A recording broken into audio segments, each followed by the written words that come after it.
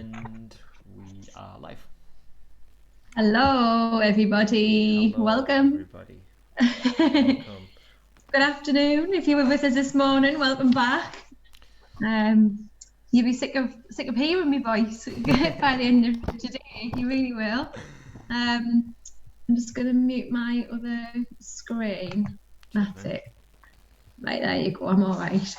So again, we've got the live chat on. So this is the second session of Fit Body, Fit Mind. If you've got any questions as we go, the live stream is about 30 seconds behind the live, like behind us talking. But if you put any questions in there, it just we'll get back to them as soon as we can, and it just gives you a chance to interact with us as well. Exactly.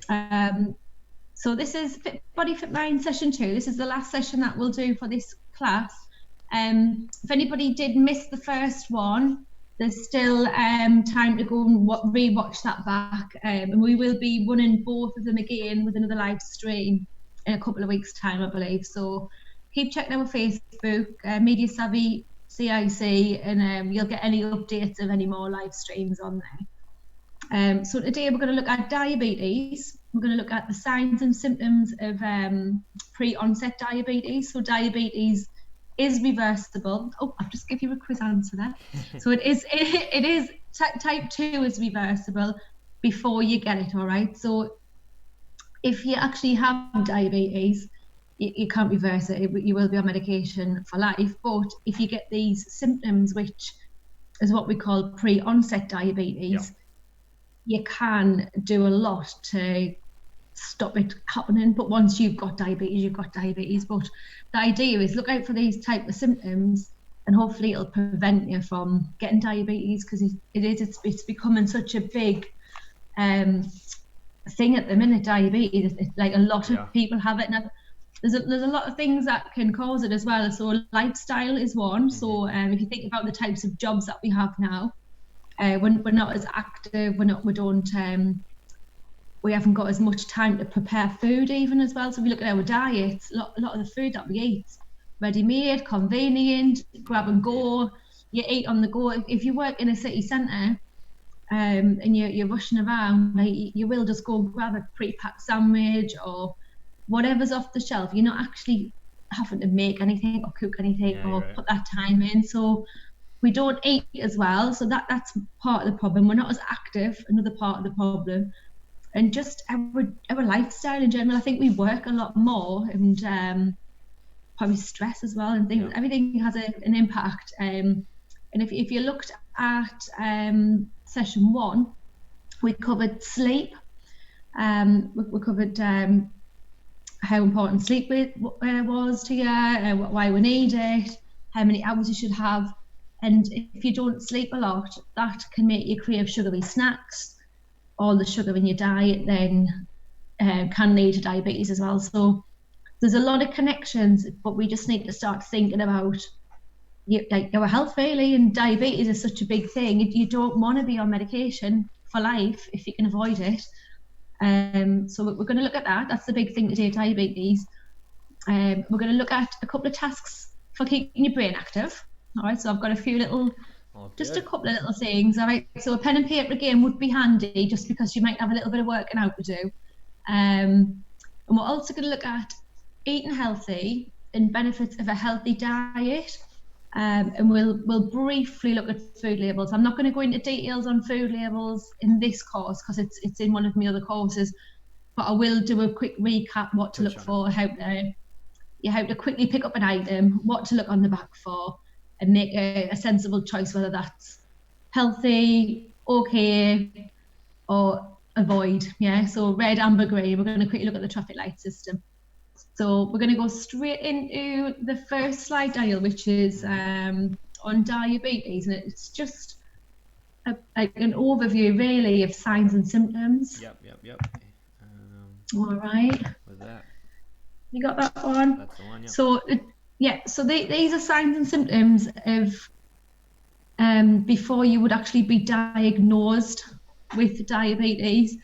So you might be frequently at the toilet, and I'm talking during the night, all day, regular toilet breaks. You might find yourself really, really thirsty quite a bit of the time. Hunger as well. When you're thirsty, you don't know if you're hungry or you're thirsty. You kind of do consume quite a little bit of more calories as well. You might feel nerve pain or numbness, and this is why people with diabetes do have to be careful and get their feet checked quite often, because you could kick something, walk into something, and you wouldn't even know the damage that you've done because it just kills your nerve endings. Again, underneath that, slow healing wounds. So I know people before who have hurt themselves and they're diabetic, and they've taken months to get well again because their body cannot heal the way it should heal. So all these things are part of the signs and symptoms of pre-onset diabetes. So if you feel like you've got any of these, go and get checked out. Blurred vision as well. Obviously, if you're dehydrated, it might be to do with that, but blurred vision is another sign and symptom, and dark skin patches as well. So these are just the ones that I've picked up. There will be other signs and symptoms, but these are the main ones. We've got a few in the chat already. So we've got Gary, Charlotte, Mark and Del, and Mark's saying he's got type 2 diabetes. Yeah, saw that, yeah. Yeah, how long have you had that for, Mark? Has it been a while? I'm hoping you'll be an expert on this quiz then. Yeah, of course. So we're going to do a diabetes quiz. I think there's the 12 questions. Oh no, there's 15 questions. 15 questions. Today, yeah. They're all multiple choice though, all right? So if you grab a pen and paper, we're going to go through a little quiz, just see what you know, and then we'll go through the answers at the end. So I'll just give you a couple of minutes to grab some pen and paper. Yeah, it's an interesting one. This I had a little look through it before, and a lot of stuff that I'm interested to see what the answer is to a lot of them, because I'm not quite sure, but I think that it's super interesting, to be honest. But I was just saying to Dan before I come online there, like Daniel, I was saying I can't find the answers to this quiz. I was frantically looking around. I've had a bit of a tie-up over the weekend, and I've put them in a place. But do you know when you put something in a place and you think, right, it's going to be secure there and safe, and then it's that safe you can't find it. That's it. I've just done that with these answers, but I found them eventually with a couple of minutes to go. So I do it all the time. I didn't have to just use my brain and remember everything. Otherwise, that could have been a little bit of a nightmare.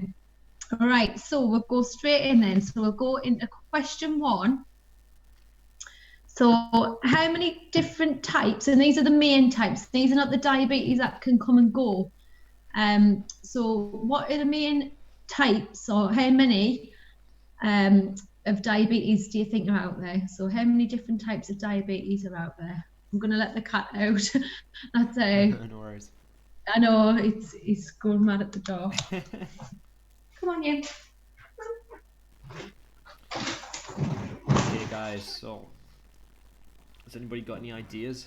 How many different types of that? I think I've got an idea for this one, but I'm not 100%. All right, so how many different types of diabetes are there? I was just saying, I think I might have the answer for this one, but I'm not. I'm still Might, not yeah. 100%. All right, we'll go on to number 2 now then. Okay. So which type of diabetes is the most common? Is it type 1 or is it type 2? Mark said he's had diabetes for a lot of years. Wow. I hope it's managed well, Mark. I hope you can manage it with medication. I know you have joined the gym, haven't you, since starting some of my courses. I know you have got a gym membership now. You do. I know you follow on the cooking and things like that. So I know you're trying to eat better. And I think you said the other day that you love your fruit and your veg. So all of these are just little changes, they're all going to help. Definitely. So number 2, which type of diabetes is the most common? Type 1 or type 2? All right. Don't put the answers in the chat, Mark. It's a quiz. Oh no. No! Write them on a bit of paper and we'll go through the answers afterwards. Hey, letting everybody know the answer. Right, number 3. So, type 1 diabetes accounts for what percentage of known cases? Is that A, 10 to 15%? So this is known cases of everybody who's got diabetes. So is it A, 10 to 15%, B, 30 to 40%, C, 45 to 55%? Don't put the answers in the chat. You can tell us how many you got right afterwards. I'm interested to see how many I'm going to get for this. What, are you going to do it yourself properly? Yeah, I do every time. I always give it a shot. Yeah. But, I mean, Might as well. Well, of course, yeah. So type 1 diabetes accounts for what percentage of known cases?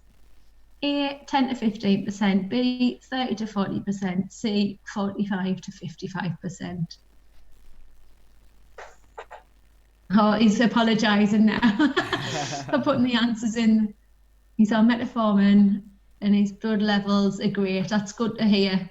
Perfect. Everything's being monitored and you're on top of it. Happy to hear that, Webs. What you find with, say, type 2 diabetes as well, just say when you first diagnosed, your blood sugar might be really, really high. Oh, I've just given an answer away. Good job, you're all listening. Good job, you're all listening. That's a thing, though, isn't it? It's like a tuning in. Little clue. It's like, oh. So the thing is, if you might be put on a lot of medication initially, but by diet and exercise and improving your lifestyle, your medication can be reduced. You can't be took off your medication, but you can reduce it. It can get to a point where it would be reduced quite down, That's awesome. Quite to a low level. Right, question number 4 then. Okay. So, type 2 diabetes accounts for what percentage of known cases? So we've just done type 1 diabetes, this is type 2 now.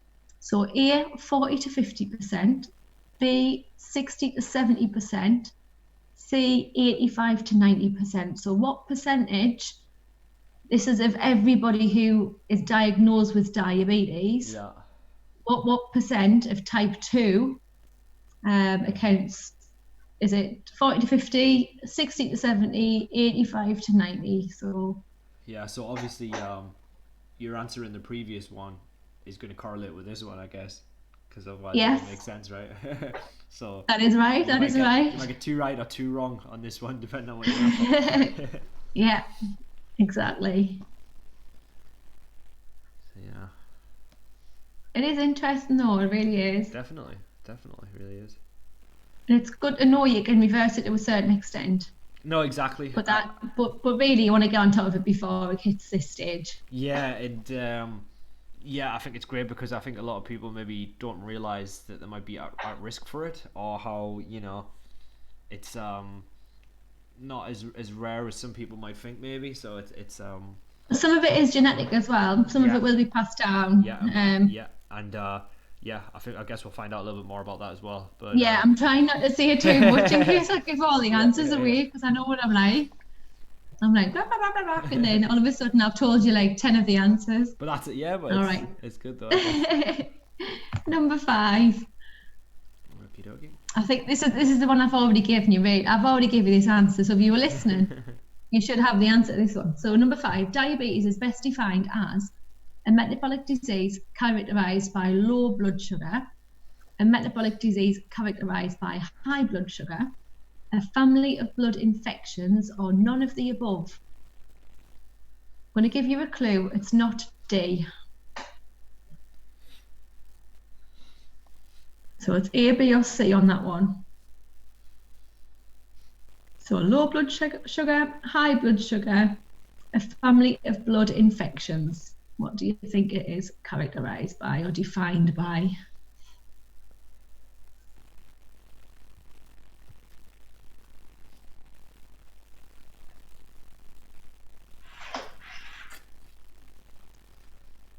We got an answer for that one, Daniel? Well, you said it right, but I can't remember. You weren't No, I listening. was listening, but it's either what it. Okay, I think I know what it is, but then I'm kind of second guessing myself because I think, oh, did I like mishear you or something? So I don't know, but I've got an idea. I can say that much. Okay, I should get you to text me all your answers so I know you're not cheating when Can I do. come to going through because Yeah. you're like, yeah, yeah, that's exactly what I wrote down. Well, Yeah. if I was cheating, I would not have done as badly as I have done in some of them. So Oh yeah, that's a point. That's a good point. yeah. So yeah. Yeah, fair point. I'm gonna let you off. I think you got one on one, didn't you? I think it was the Bones one, maybe. I think I did really badly on that one. But and I learned a lot because of that. So that's also a good point, if you ever get a lot of the answers wrong. I know that people in the chat won't, but if you ever feel discouraged by getting stuff wrong, don't, because you're learning something new. So that's the way I look at it. It's like I enjoy sometimes being wrong because that means that I'm learning something. So that's my Yeah. that's my And do you know perspective. what? It's boring if you know everything. You're not picking up any new information, are Exactly. you? So Exactly. I'm hoping that on the end of this, at least you've got a little bit of knowledge on diabetes. And do you know what? You might eat well, you might look after yourself that way with exercise, but you might be able to help somebody else.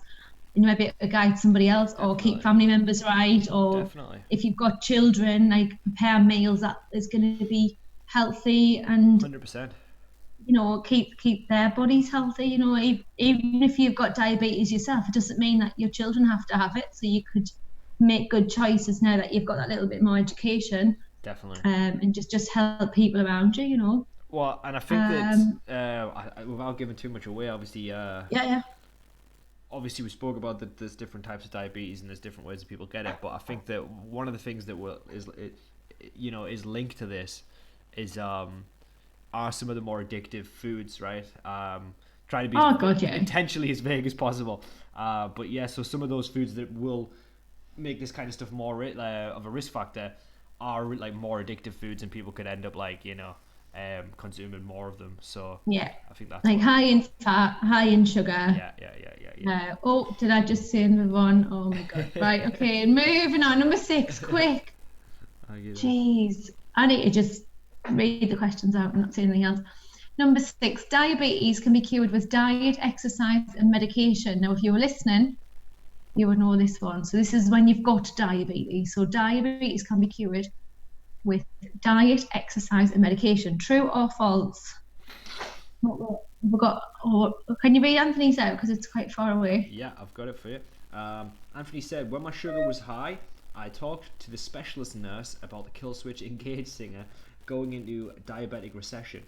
So I think that's like a little bit like what you were saying, right? Like about how the medication can kind of be eased off Yeah. things. So I think that's a really interesting thing. And Mark wants number three reading out. If you leave number six on the screen, I'll read number three out again. Yeah, sure thing. So number three, Mark, was type 1 diabetes accounts for what percentage of known cases? Is it A, 10 to 15%, B, 30 to 40%, or C, 45 to 50%? So that was question three. Type 1 diabetes accounts for what percent of known cases? Is it A, 10 to 15%, B, 30 to 40%, C, 45 to 55%? All right, well, we're on question six now. So diabetes can be cured with diet, exercise, and medication. True or false? All right, moving on then. Question seven. So which one is not a symptom, right? So which one is not a symptom of diabetes? Itchy skin, thirsty, frequent urination, muscle pain. All right, so you've got four different ones there to pick from. Which one is not a symptom of diabetes?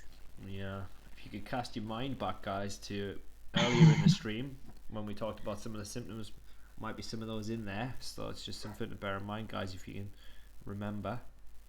Don't go and rewind the video though. No That would be rewinding, cheating. though. That's cheating, right? Can you do that while it's live? You can do, yeah. I think you can, yeah. Yeah. Yep. Don't do it. Don't do that at home, kids. The only issue, yeah, you can, but you might end up missing a little bit of what's Yeah, happening. you might end up being behind. So Exactly. it's So best not to cheat. All right, drink that's the rewind bottom line. might end up worse off. So Yeah, don't do that. So, which is not a symptom of diabetes? Itchy skin, thirst, frequent urination, muscle pain. All right, question number 8. okay, let's see. All right, number 8. Insulin is a natural hormone secreted by which organ or gland? Is it A, the kidneys, B, the liver, C, the pancreas, or D, the spleen? I actually. Do you know? I think that I know this one. All right. Do you know why? Why? Because one of my friends, my close friends, his ex-girlfriend was diabetic, so I remember her talking, I think, about this. So Okay, I think so you that- remembered a bit of knowledge, yes, bit of information. yeah. I mean, I could be wrong, but I've got an inkling of what this is. All right, well, hopefully she wasn't talking about something different. Maybe right. She might have been talking about, I don't know, alcohol or something. Who knows? Who knows? So we'll find out. So insulin is a natural hormone secreted by which organ or gland? Is it kidneys, liver, pancreas, or spleen? I think my video's frozen. I think it. Well, it might has have- on my screen. Yeah, it might have just froze. I tell you what we can do. Give it a little second, and then I'll stop the video, and then we'll put it back on, and not the stream, but just your video on Zoom. I'll tell you what. Let's see. Is it still doing it now? You can do it. Yeah, it is on mine. I'm gonna But... stop your video here, and then we can start it again. Okie dokie. Okay, let's see. Technical problems. Happens, can't be helped. Okay, let's see.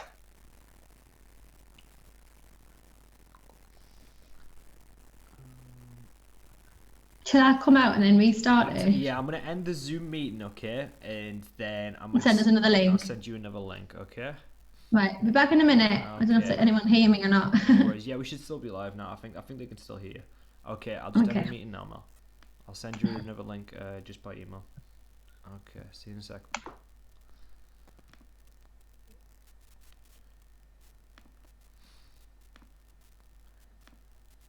Okay, guys, I think you guys are still with me. I'm just gonna cut to a break screen for about 1 or 2 minutes, just while I send Mel another link. So sorry about that. Just having some minor technical difficulties. Just gives you guys a little chance to check for your answers and make sure everything's all right. But we'll be back in 2 seconds, guys.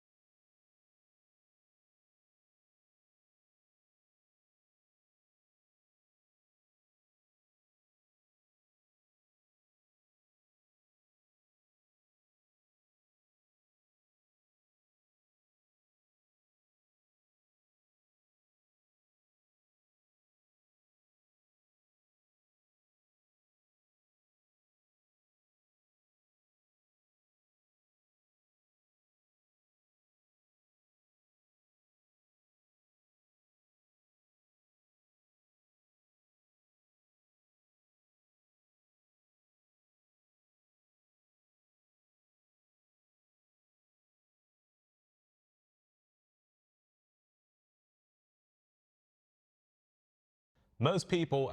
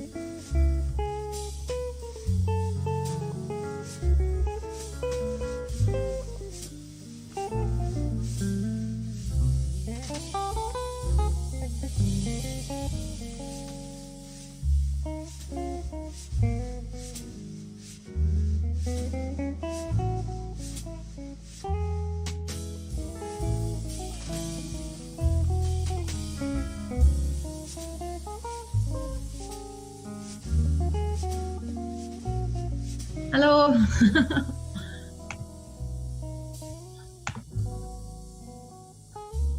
What's that? I need to find that as well. I'll find it. Oh, I've got it. It's on. I've got it. I just need to get my slides back on, but you've got them, haven't you? So you can Yes. read it out anyway. Got them, yeah. So yeah, we just had What a some nightmare. technical difficulties there. It should be all right now. Sorry about that. Sometimes these things happen, can't be helped. But yes, now we are back. Just gonna move that back to there. And yes, guys, so we were on. So we'll give you guys a little bit of time there just to go through your answers, double check. Hopefully there was no Googling going on or anything like that. But our last question was question 8, and we asked, insulin is a natural hormone secreted by which organ or gland? And our options were kidneys A, liver B, pancreas C, and spleen D. So I just want to make sure that everyone's got that wrote down. And then we are going to go on to question 9 if everybody is happy with that. Right, I've just loaded my slides back up. Hey, my computer just, I don't know what happened there. It went from freezing to totally shutting itself down. It happens. It's happened a couple of times, that though. I don't know if it's because I've got a lot of other things open on it. Could be. Sometimes we're at never mind. Right. Of technology. We were on, did you say number 8 there, Question 8, wasn't then it? we just did question 8, so hopefully everyone... Sorry about that. Right. So, number 9 then. Hey, this is tip again. Now I've lost my video link. I think I must be still live though, but I don't know where I've gone. We've said, I can see, yeah. we've said put some rock and roll on, Daniel, instead of elevator music. So I'll have to remember that for next time. I'm not in charge of the music breaks. So what have these put on there? I have no idea. Yeah. Was there anything else I've missed in the chat? So we've we were just having a little bit of a crack on. Okay. I was just letting them know what was going on, and that just Whips asked how many questions there is, and I said there was 15 until Yeah. So, All right. Right. Well, we'll move on then. Right. So, sorry about that again. all good. As we say, we're live, so we're bound to have some Yeah, hiccups now and yeah, again. stuff like that So, can happen when you're question. live. Yeah. Oh, I know. It's a nightmare. It's my fault, Mel. With people who are obese are more likely to develop type 2 diabetes. This is number 9. Is that Okay, true or is that false? So number 9, people who are obese are more likely to develop type 2 diabetes. True or interesting false? one.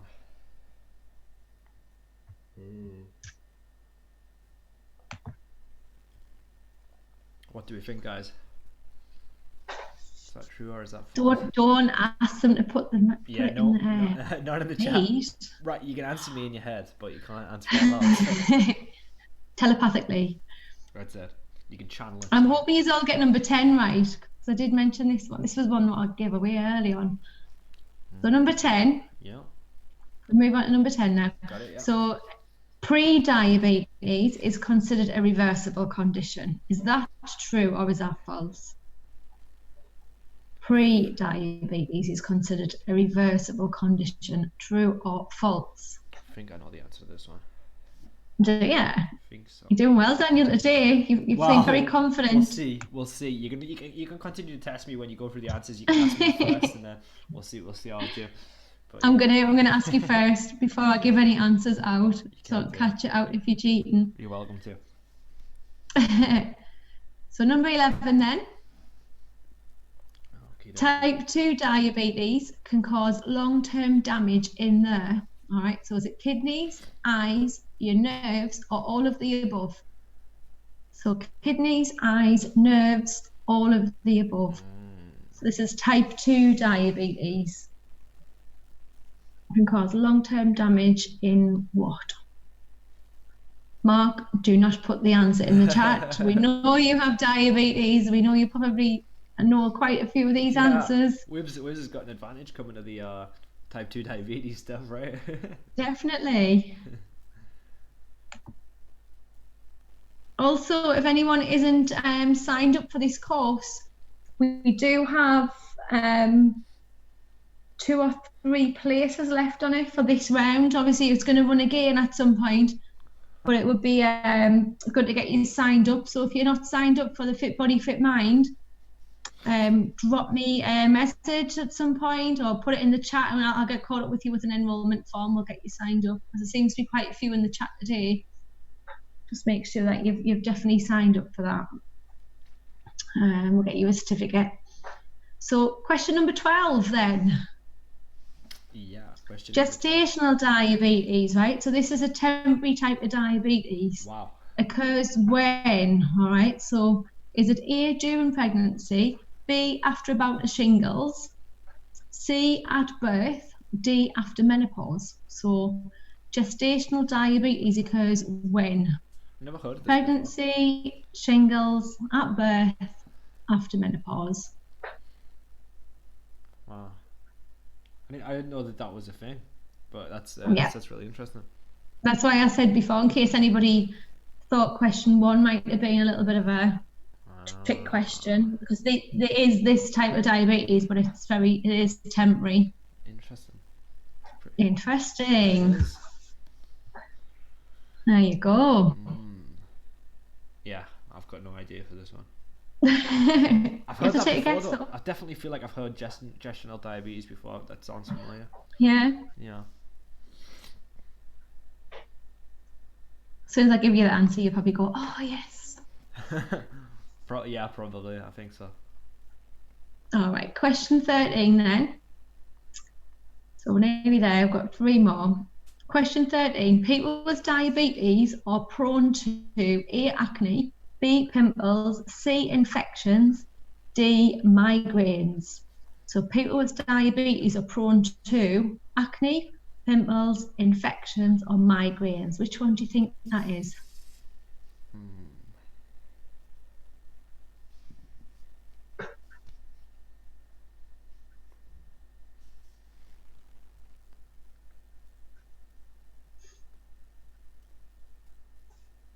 Number 14.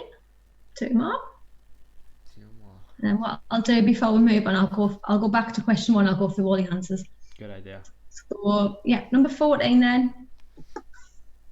So I think this is a true or false. Yeah, but it is. So with type 1 diabetes, the body does not produce insulin. Is that true or is that false? So with type 1 diabetes, the body does not produce insulin. Is that true or is that false? You're not going to have any fingers left, Daniel. I know, sorry, bad habit You of wouldn't mine. chew them. Deep in Oh, thought, thinking. I do that all the time, and I think I got it from my dad because I always see my dad doing that. I scratch my head when I'm thinking. I just bite my. Scratch. It's like it's not. It's like my. Yeah, it's the top of my finger. And I just nibble it. It's better than biting my nails, I guess. It's not as good as biting chocolate though. Oh, good, telling me. I'm actually. I've cut chocolate out of my diet, and I think I'm like maybe You got a bad head. I'm like 4 days without chocolate so far, and yeah, I never wanted it more badly, but. Well, if you like chocolate cake, if you want to tune in tomorrow morning, that'd be torture. 10 till 12, I am making a chocolate cake, but it's got sweet potato in the cake and it's got avocado in the bit that goes on the top, like the icing, but it's quite a thick icing and it's delicious. It's got a lot of goodness in there. Really low in sugar, but it's high in good fats. When I'm editing that for my for the highlights, I think I'm gonna die because obviously like not eating chocolate and then watching a chocolate cake. Oh my goodness, I think it's just gonna kill me. Yeah, but it's not. It hasn't got no sugar in it. Oh, so it's like a healthy chocolate cake, obviously. It's healthy. Yeah, it's healthy cooking on a budget. Oh, I'm gonna watch it and I'm gonna. And I'm sorry you don't live anywhere near me, so I can't be dropping a slice off. You'll have to wait until September after isolation. I know I'm good at that. I don't live in the area, but I will watch the video and I'm gonna make it myself. I think so that I can actually get that chocolate. But yeah, I would definitely follow along with that at home because it's quite good, especially if you've got diabetes. It's not going to raise your blood sugar because it is, as I say, it's high in fat, but it's all good fats. It's not anything to worry about. But you don't add no sugar. There's no butter in there. We put eggs in and we put a little bit of oil in as well, but the oil doesn't get to a temperature in the oven that it would become a bad fat. Oh wow, so this is super cool. There you go. But that's for tomorrow anyway. So I'll be watching out for that one.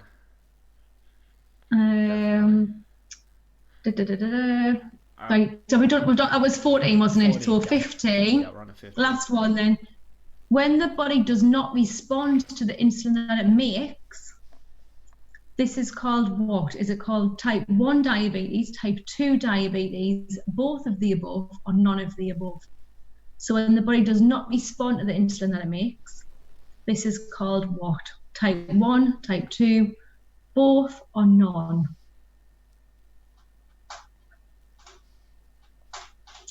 Mark, I don't think I have got your name down for this one. Did you want us to sign you up? Because I can do that, no problem. Make a note.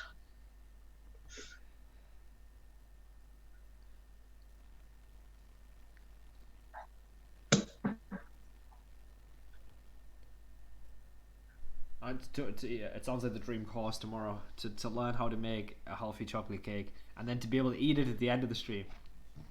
And cottage pie. We're doing two. Oh, wow. We're always doing main and a dessert tomorrow. So we're like, if all the cooking streams have been a main course and a dessert. Yeah, so like 2 in 1. I love cottage pie as well. Cottage pie is great. My gran makes like a really good homemade cottage pie. It's just like. Well, again, this is healthy and it's all comfort food, isn't it? It's it's a nice meal if you want a bit of a hug in a mug. You know, it's like. It is actually. It's quite a comforting, the go-to meal, isn't it? Definitely. It fills you up. It's got loads of veg in it. It's really, really good. Yeah, it usually does. Yeah, it is one of those meals where it's like it's hearty, but it's definitely healthy and filling. Yeah. All right, we're going to go back to question 1. I'm going to go through all the answers. Yeah. And I'll let you mark them and see how you get on. And if you can tell us how many you got out of 15, that would be great. So, right, Daniel, I'm going to go to you first. Let's do it. How many different types of diabetes are there? Okay, so I'm gonna say 2, But Yeah. unless we're including gestational diabetes, then you could say 3. But I will say 2. That's temporary. I So would say yeah, 2. it is 2. Yeah. So the answer to question 1 is B, which is 2. So there's type 1 diabetes and there's type 2 diabetes. So if you put B or 2, you've got the right answer. All right, question number 2. So which type of diabetes is the most common? I think this is what Mark put in the chat, didn't he? Straight away, he was like, yeah, I know this one. It's type 2, and that's the most common one, right? It's quite a big percent, but we'll find out that in a bit. Yeah. So type 2 diabetes is the most common. Type 1, you tend to be diagnosed with it at a very young age. Type 1 or 2 can be hereditary, but type 2 mainly is caused by bad diet, lack of exercise, lifestyle. All right, number 3 then. So type 1 diabetes accounts for what percent of known cases? Type 1 is actually A, right? So it's only 10 to 15%. Wow. I didn't ask Daniel. Daniel, what did you put A? I got it wrong. To be honest. I put B. Yes, to be honest. He wasn't honest the other week and he's no star grower. It's big enough as it is, it couldn't grow anymore. So it makes up 10 to 15%. I shouldn't even laugh, like I'm agreeing with you. I don't even think you've got a big nose. Oh, I do. It's huge. It's a hooter. So hardly. Really, it's even more. It draws more attention to it now because it's like hay fever season, and I've been getting absolutely caked lately. So. Are you a loud sneezer? Do you sneeze really loud? Oh yeah, with big red nose, just sneezing. It's like... Oh, dear me. Right, type 4. Type 2 diabetes accounts for what percent of known cases? So if type 1 was 10 to 15, type 2 is 85 to 90%. So it's really, really high. Wow, yeah. Yeah, it's quite a chunk, isn't it? So that's pretty much not yeah.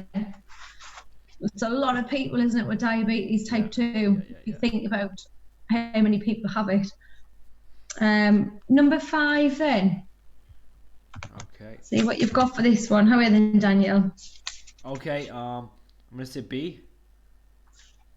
Yes. Oh, wow. Right. So it's high blood sugar. I thought it was, I don't know why. And as we go through no, it is because if you think your body either cannot produce it, yeah, or kind of convert it. So if it cannot convert it, you've got all the sugar whizzing around your body that your body cannot use. There you go. Because in my mind, so I thought it cannot be like it's all right. It just cannot be converted into what your body needs to be able to use it as energy. Because I thought it was B, but then I started to second guess myself, and I don't know why I was starting to think that it might be A, but yes, B, right? Well done. So diabetes is characterized by elevated levels of blood sugar. Diabetes results from problems with insulin action or secretion from the pancreas. Oh, I might just give out another answer later on. Hint, nudge, nudge. All right. Number 6. Diabetes can be cured with diet, exercise, and medication. Is that true or is that false?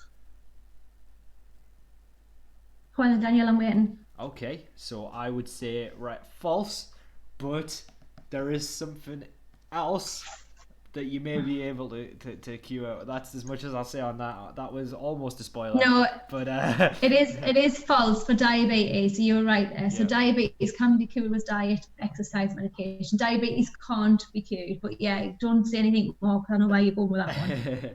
So there's no cure and it persists through your life. All right. So we kind of covered that already. However, diet, exercise, medication can help manage your glucose levels and prevent complications. You may have heard horror stories with people with diabetes where they've had to get legs chopped off, amputated because of the infection travelling towards the heart. So to prevent things like that happening, you need regular checkups, you look after yourself, you need to try and improve your lifestyle, eat better, try and get more active as well. Yeah. It all comes together. There's not one thing you have to do a number of things. What number are we on? Number 7. Okay, yeah. Click. There we are. So which one is not a symptom of diabetes? All right. do you want me to have a go on this one? Yes, Right, 'cause yes, this one yes, really stumped me for please. so. Right, okay. So I figured out. Well, I think it's right. So I know that first in urination are definitely two symptoms of it. So I put it down to Mm-hmm. either itchy skin or muscle pain, and I couldn't remember which one of those isn't a symptom. But I am going to say, I'm going to say itchy skin. No, Ah, muscle pain. oh, muscle pain. Okay, all Oh, right. muscle pain. Sorry about that. Almost. So muscle pain, what you like. So other symptoms may include excessive hunger, unexplained weight loss or weight gain. Your vision might change, or you might get numbness or tingling in your arms and your legs. So I did cover this at the start. I don't think I put itchy skin. I think I put like dark skin patches. But muscle pain, it's not linked to diabetes. You might have it as well as, but it's not. There you go. It's not linked. No. Oh, Gary put A as well. Well, at least I'm not alone, Gary. So at least you can share. Geraldine didn't know She she put put D. D. Well Okay, done, got that perfect. one right. I've just seen that you had to take a call as well, but welcome back. Number 8 on to now. So insulin is a natural hormone secreted by which organ? I did say this earlier, so Daniel, if you were listening, you should be able to get this one right. Yeah. So I think that this one is the pancreas, and I did hear you Yay! say that, but I also recall my friend's ex. I remember she was mentioning. Was that the question? Was Yeah, that the that right was the one one. then? That was the one. Right. She did say the pancreas. So I somehow knew that. Yeah. So insulin actually controls your blood sugar levels. So it's a hormone. So this is what so your blood sugar levels are controlled by that hormone, and it is produced in the pancreas. So that is where it's produced. Some people don't create it. Some people cannot convert it. All right, those are the two different types of diabetes. There you go. Number 9. Number 9 then. So people who are obese are more likely to develop type 2. Oh, Anthony Shields, guess what you did as well for number 7? First one he got wrong. Itchy skin. There you go. So true or false, for people who are obese, are they more likely to develop type 2? What do we think, guys? What do you think, Daniel? I would say so. Yeah, Wib said he was between A and D. He went for A. I'm guessing that was on the last one there. So Wib's got it right. I'll copy to you. Wib's went for A. Sorry, not D. Yeah, so we went for A in the end. So D was the right answer. So yeah, wasn't so it? I feel a little bit better that a few people also picked that. So that's okay, guys. For this one here, I would say that it's true, right? Just based off when you said that. Yeah, it is true. It is true. So the risks are greater for those with excess fat carried around the waist. These people are also at high risk of hypertension, high cholesterol levels, and heart disease as well. So if you are overweight, looking at your diet and trying to exercise it's all going to help with like modifying and looking at your medication. Really, if you are diabetic, it's all going to help. It's all going to move you in the right direction. Yeah. Baby steps. Try not to do anything extreme. You've got to just work on it a little bit at a time. Make healthy choices, and yeah, eventually you'll start to see change. You didn't get to that point overnight. You can't reverse it overnight. It needs to be a plan of a few years. It needs to be something you can maintain and keep up. Definitely. So don't be disheartened in a couple of weeks if you've ate well and you've tried to exercise a little bit more. You don't see much change. Keep at it. Keep challenging yourself, and eventually your body will adapt. That's just how we are. I think that's a very good bit of advice there. So I totally agree with that. Okay, number 10. This is the one where I thought you all should really get this one right. Fingers crossed. So pre-diabetes is considered a reversible condition. True or false? Yeah. Pre-diabetes, so you've not actually got diabetes, but you've got a lot of the symptoms of diabetes. Yeah, and obviously this is the one I touched on just before when I didn't really elaborate. Obviously, diabetes, I would say, is obviously false as we looked at. But then pre-diabetes, I would say it's true. It is a reversible condition, right? Is that right? It is true, yeah. So pre-diabetes can be reversed. This is why I'm telling you to look out for the signs and symptoms before you then end up being diagnosed. And I don't know if you know this, but type 2 diabetes can take up to 10 years before you are diagnosed with it. So you might have pre-onset diabetes for say 5 or 6 years before it actually goes into that point where your body can't do anything with the insulin that it's creating. So yeah, it's worth getting that monitored and see if you can make those changes before it becomes a problem. But yeah, if you think it takes 10 years to build up, Wow.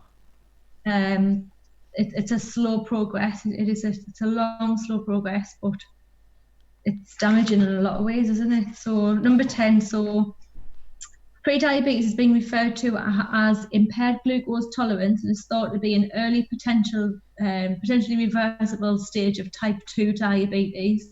So you can reverse it if you've got pre-diabetes. Wow. You can even get these glucose monitors as well, where you can take like a prick of blood and you can assess your blood sugar in the morning and see where it puts you. Wow. So they're not expensive. And I think that's obviously vital. It's great that we're able to do that because you know, and obviously if someone does find out that if they have pre-diabetes, then it's obviously like a huge hit for them. But at least there's some kind of warning sign there, right? It's not just like, oh, you've got diabetes. It's like, oh, you pre-diabetes. If they can identify that, then they're obviously hopefully able to make those changes in their life. And as you said, it's something that doesn't happen overnight, but they're able to start. I think we're quite lucky really with that we've got these signs and symptoms, because you can kind of know when things are not right. Definitely. So you can kind of spot these things. Whereas it is still hidden. You don't have to be overweight to get diabetes. A lot of people are not even they're not even obese. They're not overweight or even a little bit. They look completely healthy. It's just their body can't convert. So it doesn't matter if you are fit and you are active. If you've got these symptoms, go and get checked out. It might be something that you're eating in your diet. For some people, I always call these the lucky people. They can eat what they want and they don't put any weight on. Yeah. But it doesn't mean that they're healthy. No, that's a good point. Yeah, and I think that's a very because. Yeah. So even though people, it says there you're more likely to get diabetes if you're overweight, it doesn't mean you have to be overweight to get diabetes. That's not what I was saying. Anybody can get it. Because I mean, someone could just have like a really terrible diet, like they could or even a lifestyle as well, as you said. Obviously, not just diet related. There's a small percent as well that is hereditary. Small percent. Yeah. Then so it might just come on at a certain point, even if you eat well. Yeah. But it's known to look out for those signs and symptoms. What we're on to? We are on to question 11. 11. Yeah, I think that's a great thing as well. Like the point to put out there that obviously if someone thinks like, oh well, I'm really slim or whatever, like there's no way I could get it. It's not the case. It's like if no, it doesn't matter. So yeah. If you're eating too much sugar and your body can't do anything with it, you're gonna get that build up eventually. Definitely. Yeah. So number 11, type 2 diabetes can cause long-term damage in A, the kidneys, B, the eyes, C, the nerves, D, all of the above. What do we think? Kidneys, eyes, nerves, all of the above. I think this is a tough one. I can tell you what I think for this one, if you like. Go on then. I thought that it would be all of the above. It is. It's all of the above. Yeah. So diabetes can cause damage to many different organs, including nerves, blood vessels, eyes, and kidneys. My mum's got type 2 diabetes, and she often has to go and get her eyes tested. It's part of what they ask you to do to be monitored. Wow. I think a lot of people get their feet looked at as well. Yeah. I think a lot of people get their feet monitored. As I said before, you can hit your feet on a lot of different things and can cause a lot of problems. So you have to be careful on that. Because that might be related to the Um, nerves thing, right? Like the nerves in the feet might be, yeah, yeah, and being the ends, yeah, the ends of the body. yeah. Right, number 12. Gestational diabetes. So this is your temporary diabetes. Can occur A during pregnancy, B after a bout of shingles, C at birth, or D after menopause. What do we think? This one for me was a total wild guess because I knew that this thing I remember like it sounds familiar when like now I see it, but I really Uh, couldn't remember which one it was. So I just took a wild guess the, for this one. what was that then? What was your guess? I guessed that it was I don't know. I'm just changing it. I'm in my head. I'm thinking like which one it could have been. I'm thinking you're changing it. Yeah, yeah. I'm gonna say after menopause. Nah, pregnancy. Oh no, that was my first choice as well. Oh, No, it wasn't. You it are was. It was. flipping It was. It was. such a fibber. It was. It definitely was. Oh, I don't know why. I just second guessed myself. Should have just went for pregnancy.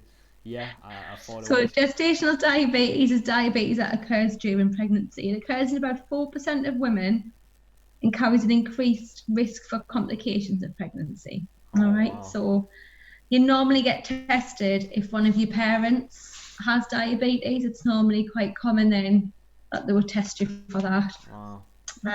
So there you go. I'd So if anybody got that right and didn't take any notes of Daniel, well done. Anthony said I dropped my telly remote on my toe today. Definitely no nerve damage. Really felt it. So, Oh, I bet you that's a didn't have any good one. shoes on then. I bet that was a shoe and a sock and yeah, or barefoot Yeah, job. that's a real pain, that one. Also, one of the worst ones that I think everybody can relate to is when you step on a plug. That is like Oh, yes, that's yes, like a yes. new level of pain. Ouch. That one really gets you. Hmm. Just stubbing your toe in general. It's one of those things that really makes you curse out loud. If you stub it on the door when you walk through the door, anything like that, can be a right pain. Definitely. Yeah. Right, we've got three more. So question 13. Diabetes, people with diabetes are prone to acne, pimples, infections, or migraines. What do we think for that one? Yeah, I think I had a bit of a guess on this one as well. Wasn't 100% on this one. I said that I thought that this was infections, but I wasn't 100%. Yep, well done. Well done. You got one right, Daniel. Yeah, well, I thought it might be that, to be fair. Infections, it is. Right, so diabetes affects the way the body's immune system responds and can increase the odds of developing infections. High levels of glucose can cause infections, and it can also cause it to spread easier as well. So, yeah, so it's definitely infections. All right, and I think I mentioned it before about if someone hurt themselves or banged, maybe got a bruise, that might then get infected. It then becomes an open wound, and it can take months to recover from something that wouldn't even be a problem for anyone without diabetes. If we get a bruise, it would heal. Someone with diabetes, it could really spiral out of control. Yeah, So we have to be very, very careful. it's not too pleasant, is it, really? No. Right. Number 14, with type 1 diabetes, the body does not produce insulin. What do we think with that? I think, also Anthony in the last one says, I thought D, because the brain runs on carbs and sugar. Carbs or sugar. So that's an interesting one. So Which one was that for? What question was that? I'm guessing that Anthony says that in regards to migraines. So he said that he Oh, right, okay. is prone to migraines because the body runs on carbs or sugar.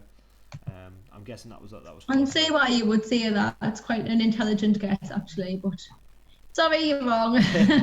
So yeah, good You're guess. wrong, though, Brett. Anthony. I can see why you would put that, though. That's a good guess. That's a good guess. At least you've thought about it, yeah. Definitely. So type 1 then, Type what do we 1. think for that? I Do you think it's said true or false? the body does not produce insulin. I would say that it's true for that one because I know that It is true, yeah, yes. because it's a rarer type, I guess. So So people with type 1 don't actually produce insulin, right? So their body doesn't produce it. So what they have to do is inject insulin. So you'll have seen people with type 1 Yes. where they have to regularly inject I've seen it, yeah. to balance out. And that they do have to eat certain like stuff as well just to keep their sugars right. But yeah, that's why people inject the hormone insulin because they've got type 1 ADMA. I'm having that. You know, when I said you have 2 natural periods of sleep, There one you being go. early That's afternoon. it. There, yeah, yeah. It's hitting me It's now. hitting you. You getting to it. I'm not used to sitting down. It's strange to Yeah, sit yeah, on a computer. yeah. Especially Right, 15 then. Yeah, sorry. deep into the second stream of the day, so Oh, I know, I'm it's a doing all lot of right sleep. today. Yeah, you're smashing it. So 15, when the body does not respond to insulin that it makes, this is called. I've got. We've one just for done this one. type 1. I would say So this is it's type, type 2, right? yay! Type 2 Type diabetes. 2, Well yeah. done. So people with type 2, they can produce insulin, right? So their body can produce that hormone, but their bodies can't respond to the insulin that it makes. So that's the difference there. So you remember when I said about they can produce it, but then they might have too much sugar going around and the body kind of convert it. There you So go. your body's not responding to it. So that's the difference there. And that's why a healthy diet can help. So that's the end of the quiz. Let me know how well you scored on that out of 15. So how did everybody do? I think yeah. I did okay on this one. I think I got. I'm not gonna say most, but I got quite a few of them right. Obviously there was a couple there that I didn't know, but I think I did better than I had in other quizzes we've done. So let me know how you did, guys. Interested to hear everybody's score. Anybody beat Daniel? Anybody beat him? Yeah, not too. I'm guessing there will be some people. Anthony did amazing. Oh, Look at that. 12 out of 15. well done, Anthony. So good job, Anthony, mate. That's absolutely cracking. That was you smashed it. Nearly all of them. So good job, buddy. Yeah, not bad at all. So what we're going to move on to next, just while you're giving us your scores, we're going to look at improving day-to-day brain activity, and I think this is really useful. Oh, Charlotte, wow, Charlotte's absolutely fantastic as well. 13 out of 15. So excellent. that's absolutely brilliant. Nearly perfect score there, Charlotte. So that's really, really, really good. Showing us up here. Fantastic. So we're going to look at improving day-to-day brain activity. That's on the next slide, and these are just some ideas of what you can do just to keep the brain active. So these are just some of my examples. So if you can think of anything else, again, put that in the chat. It might just help somebody else think of another way that they can keep their brain ticking over, especially when you've got all these hours in the day to feel like it's a difficult one if you're stuck in. Definitely. You need to try and keep your brain ticking over and active and not just sitting in front of the telly all the time. You need to do other things. You need to get your brain stimulated a little bit, get thinking. So some things that I've put down are like crosswords, puzzles, drawing. Yeah, like you might think that you can't draw, but I think it comes with practice as well. So it's quite good just to take yourself away, put a little bit of music on or something, and just have a go at something you've never done for ages. Have a little go at it. Music is another one. I think that's quite a good thing. Yeah, I think. What were you going to say, Dan? Yeah, so I think that puzzles are really good for like kind of working that like logic part of your brain and doing things like problem solving, and it's really good to kind of train your brain for that. And I think drawing is really good for mindfulness. So if I think that you've got like a lot of stuff going on in your life, you feel a bit stressed maybe because you've been in the house all the time, I think if you, like as Mel said, you put some kind of relaxing music maybe on, and you do a bit of drawing, you can kind of just get lost in that process, and then it can be like quite a mindful practice as well, so it can kind of help your brain to forget about all of those other thoughts that are going on and just focus and center it on one thing. And I think it can be quite therapeutic in a way, if you definitely. So yeah, even if I've noticed a lot of people picking up new instruments as well and trying to do different things creative that way. Definitely, yeah, it links us into music as well. There we've got right, so yeah, music's obviously a great one. And I've got a few more scores in now, haven't we? Yeah, I can see the scores popping up. We've got some great ones there. So obviously, Andrew said check out Charlotte, and yeah, obviously Charlotte did great. Geraldine got 13 as well, so great job, Geraldine. Excellent. And Wibbs Got 14 out of 15. So Oh, yes, you have done it in Monk fantastic. Weymouth. That's why I've not signed you up with, because you've done it. So can I sign you up? Oh, there you go. I'll check Yeah. with Dan, but I don't think we can put you through the same one twice. But I will check. So But it's good that you're joining in, because at least I know that you're keeping your brain active by, obviously, some of the stuff we didn't cover all of this in that session. This will be like a little bit extra really for you today, but we have covered that quiz before, definitely. 14 out of 15 is a Um, very good score. really Whether you've done it good, not yeah. before or not, that's still really good. Shows that he's You keeping. shouldn't get any wrong. Yeah. And yeah, Anthony, sorry, Wibbs talking about music. Geraldine talking about podcasts. I can definitely relate to the podcast, Geraldine. Whenever I'm like cooking, if I'm doing the dishes, if I'm cleaning, I'll put my headphones on. I'll listen to some podcasts, and it kind of keeps you company while you're doing it.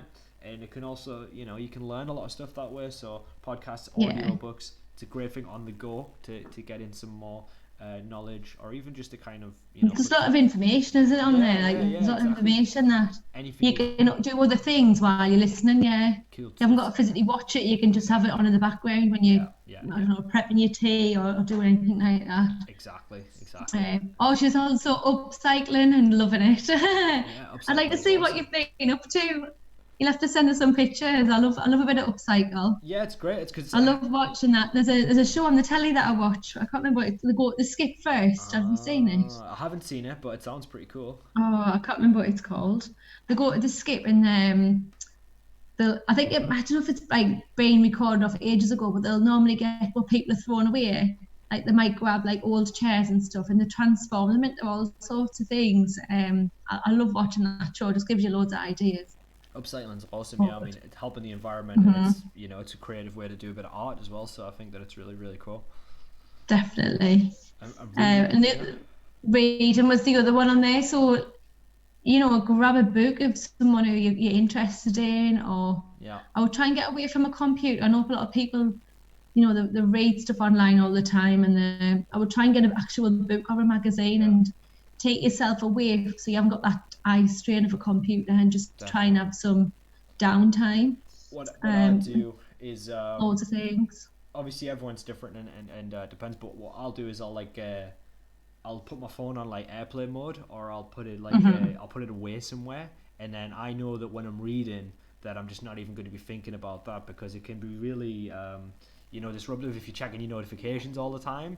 Definitely, it really yeah. ruin that experience. So I think just committing time to focusing on one task, like reading, I think it can be so good for you, and definitely. So if you just you let people know, like, I'm just gonna go and read for like an hour or whatever, and then no one's gonna be worried or anything, and then you can literally just sit and read it. And I totally agree. Like, if you've got a Kindle or something, that's absolutely fine as well.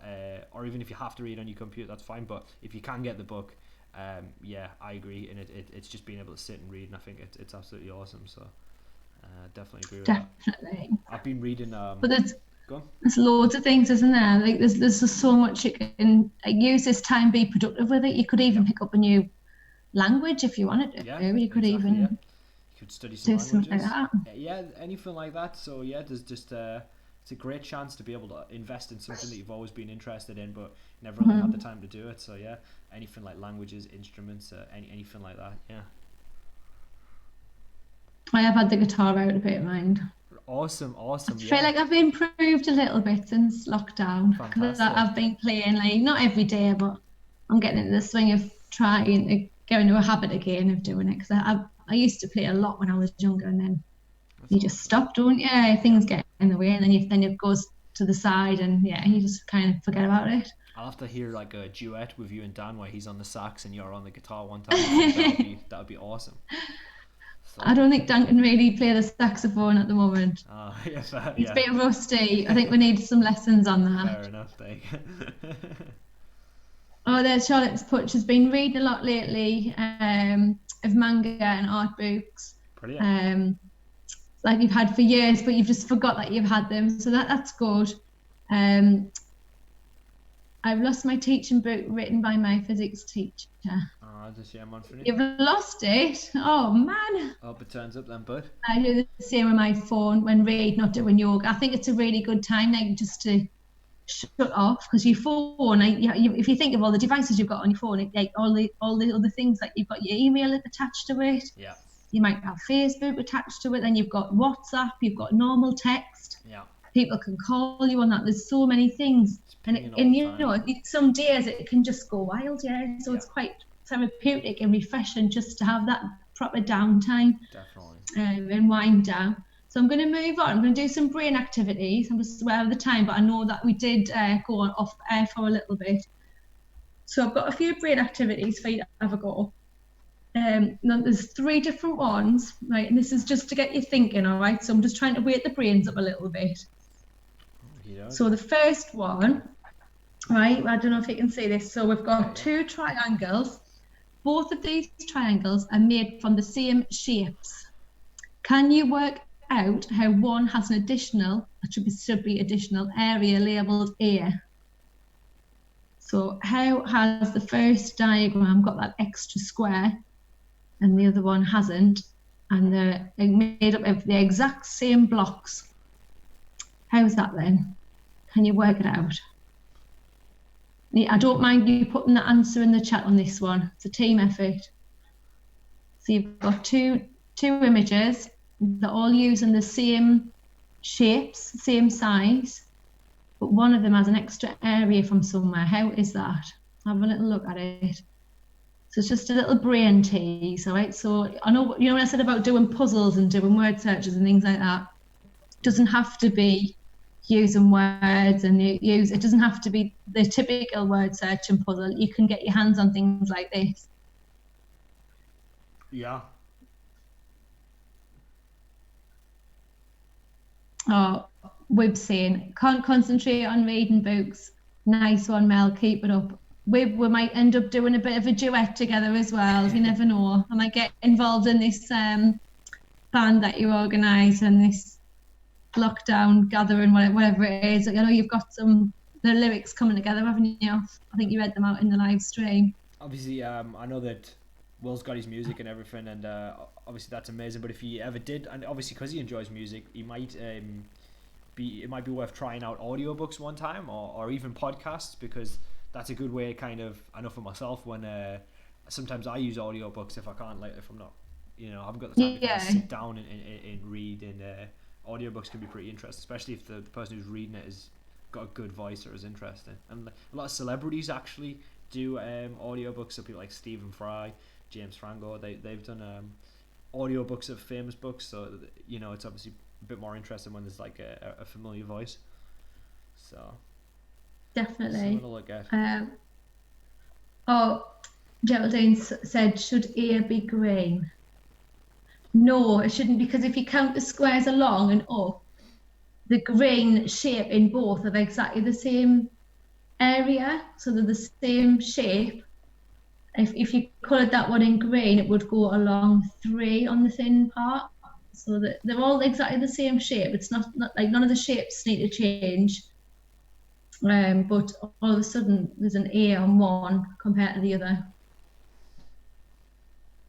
Charlotte seems to know the answer, and Anthony said start like a COVID chart presentation. No, we're trying not to bring that up at the moment. We're trying to put that at the back of our mind.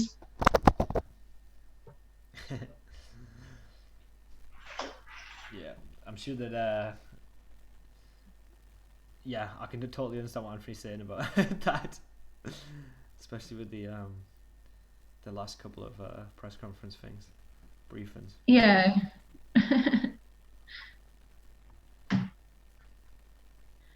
Right, I'll give you the answer to this one. So you cannot really see it obviously, right? But what I'm going to do, if you go to the second diagram and you follow the blue triangle up on the short side, right? So you can see it's 1, 2, 3 blocks high. Yep. Yeah, and it's 1, 2, 3, 4, 5, 6. And there's 8 along the bottom, right? So if you go onto the first one, count 8 along. So 1, 2, 3, 4, 5, 6, 7. 8 would take you at the end of the A block, and if you went up, straight up, you can see that the line that goes up on an angle isn't touching the square bit. It actually goes into the square. Yeah. So because we've put these blocks together slightly different, the angle going up the side of the triangle, one's slightly dipped and one's slightly like where it should be. And that tiny little dip, you can't really see it from the eye. So it's the second one, it's slightly dipped. Can you see that the red, and am I exaggerating now? If I draw on a piece of paper, it might be easier. I'm following you. So, you following us? Mm-hmm. So you might have one like that. I'm exaggerating the curve here, mind. So you might have one triangle where, can you see that or not? Yeah, I just need to reposition the camera a little bit. But you see that there? You guys got that? So you might have one where it's slightly down and one slightly up, but that area in the middle, and I have exaggerated, that tiny little area that you can't spot straight away.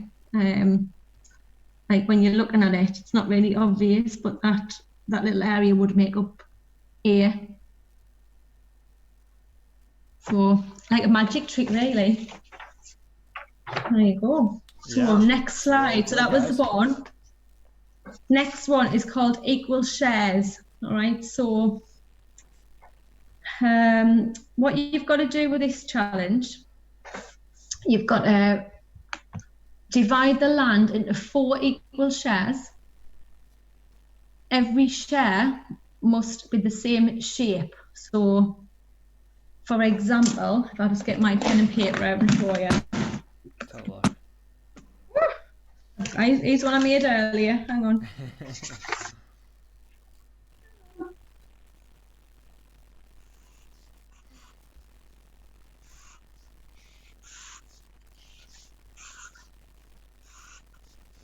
Gary said that got me Sharpie pen. Gary says that Morgan Freeman and David Attenborough have great voices, and that Stephen Fry is so soothing to listen to. So yeah, there's some obviously talking about audiobooks, and I agree with David Attenborough. I always feel pretty chilled out if I put some of his nature documentaries on. And Gary says that he's got the complete Sherlock Holmes collection of audiobooks. It's 130 hours long, and he's 12 hours in, so you've got plenty. Whoa, Gary! So that should be really. You could even close your eyes and listen to that, couldn't you? I know. So I'm going to show you what I've done here, right? So I can see what I've got on the screen, right? So on this one here, on this grid, I've put 4 squares the same. Now the problem with that one is 2 of them here are right because they've got 1 tree and 3 bits of grass. These 2 though, they're not equal shares because one's all grass and one's got 2 trees. So what I want you to do is think of a different shape that you can make that would give you 1 tree and 3 grass. So that is not the answer. It's got to be the same shape. So you see they're all the same shape. So they're all cubes. It's got to be the same shape. So have a little think about what shape, and I'll be doing the answer here. So I'm going to show you what the answer is. Actually, there's 2 solutions to this. Oh wow. So there's 2 different ones. So I'll get both the solutions ready for you. Here's where I forget them.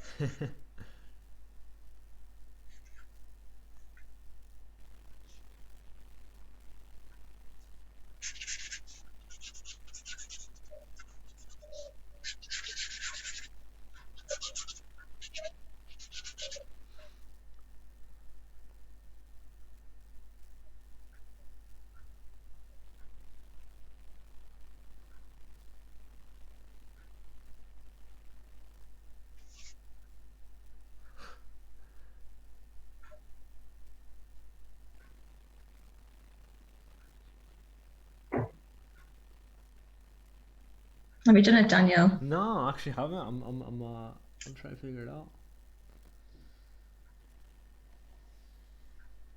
I've messed up as well. Oh my god. No, I've got it now.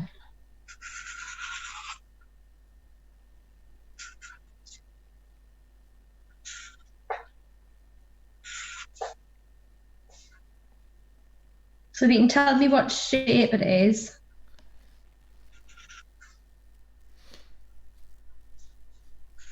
In the chat.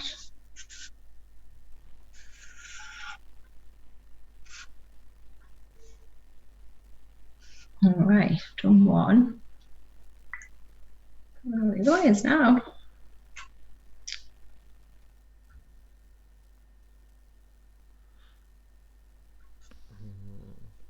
Anthony says, I couldn't get this one at Savitars. It's a tough one, this one. It is, but it's possible, so don't give up.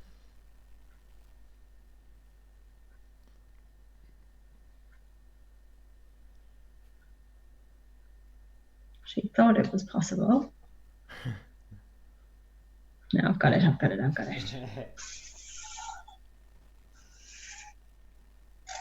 See, what I said about when you don't do something for a while, you forget. Just done it. So there's two answers to this. One clue I would give you is think about the different shapes you can make out of 4 blocks. Because we know them 4 blocks is a quarter. So think of what other shapes can be made out of the 4 blocks. And then think about how it might fit onto that grid.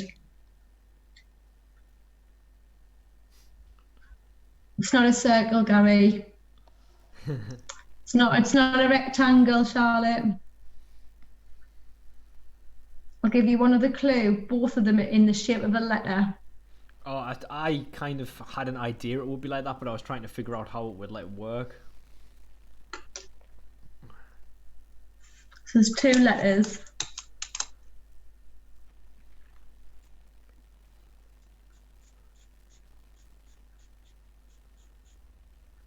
Quite like colouring in.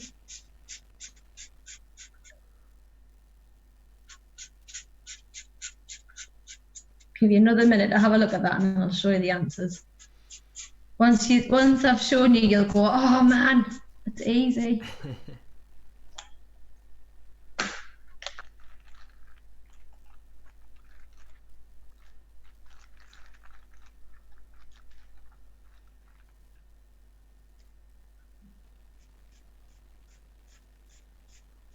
I think that I've got it, maybe. But yeah. Gets you thinking, doesn't it though? Definitely. Like at the minute your brains are ticking. I can hear them.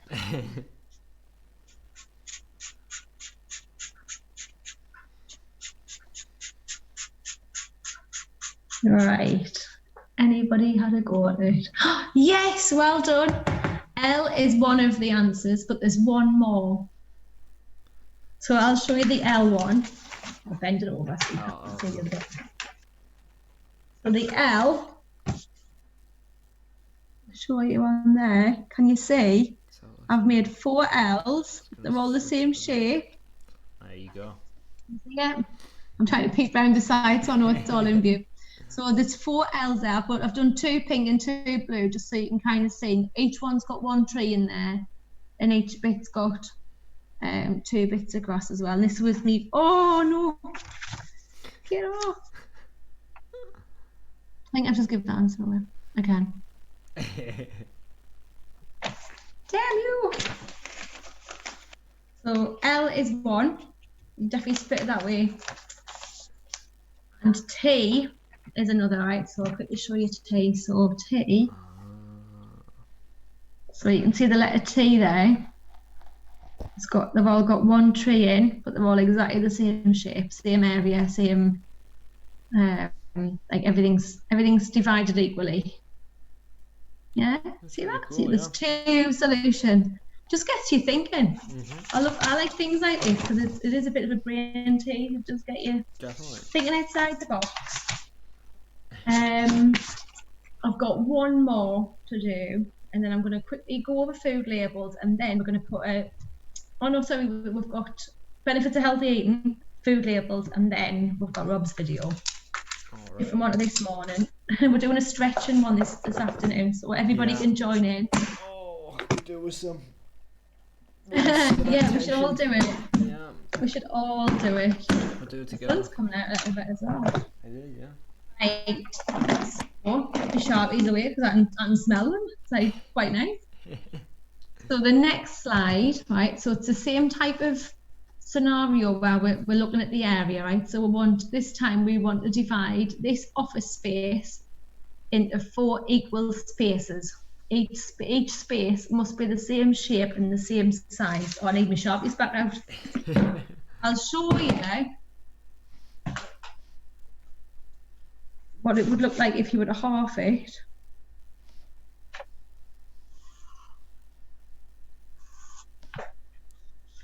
And I'll show you what it would look like if you do it into 3 as well. But we're trying to split it into 4. Right. So if you were to do it, split it into equally 2 parts, that's what it would look like. Yeah, so that's the L. I think it's round the wrong way on my screen, your screen. And then if you were to do it into 3, that would be a way of splitting it. But what I want you to do is think about how you could split that shape into 4 equal spaces.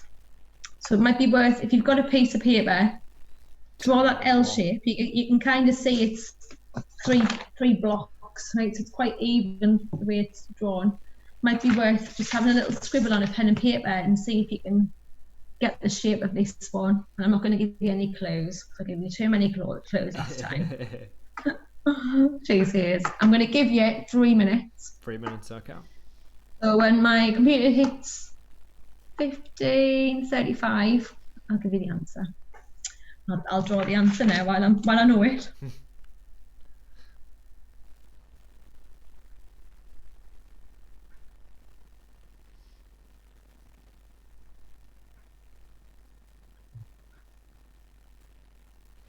Do you know the answer to this one, Daniel? Yeah, but it's hard. I need a pen and paper really to be able to draw it, but yeah, I think pen and paper is going to help. Got an idea.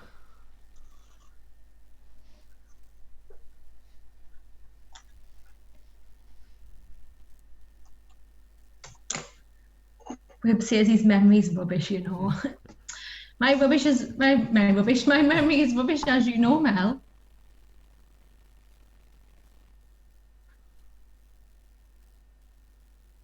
So you want to try and get this into 4 equal spaces,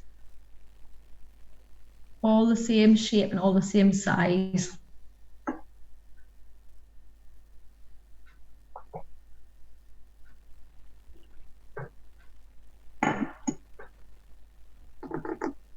Anybody got a clue on that one?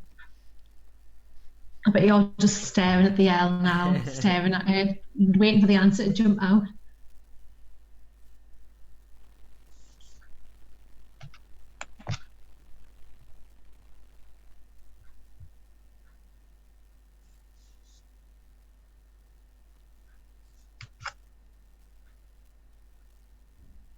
Is it 2 rectangles with a? It's 2 rectangles with a cross line at the opposite ends. I'm not sure what. No, I think no. It's. I'll give. Oh no, I don't want to give a clue because I'll give away the answer. The clue's in the picture.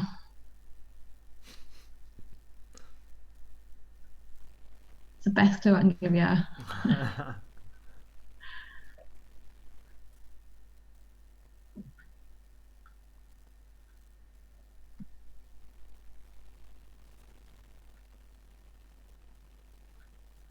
All right, you're on your last 30 seconds or so.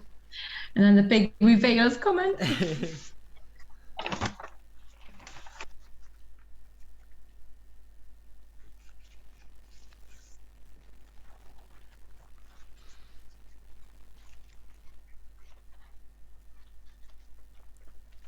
All right, here we go. You ready? So it's actually, it's another L. Oh, wow. That's awesome. So you can see how that works. So it's another L, so it's actually broken into 4 equal areas and they're all an L shape. How about that? There you go. That's so cool. Is that what you meant, Charlotte? Is that what you meant or not? I couldn't quite work out if that's what you meant or not. Not bad, eh? So that's our little brain teasers. Right? So I thought we'll drop a few of those in today just to get you thinking. Because it's not all about word searches and crosswords and things like that, but Sure. it's good to get your brain ticking over. Definitely. So what I'm going to quickly move on to is benefits of a healthy diet, because we have been looking at diabetes today. It all links in together. All right, so we've got a lot of things around this, and there's other things as well. These are just the main ones.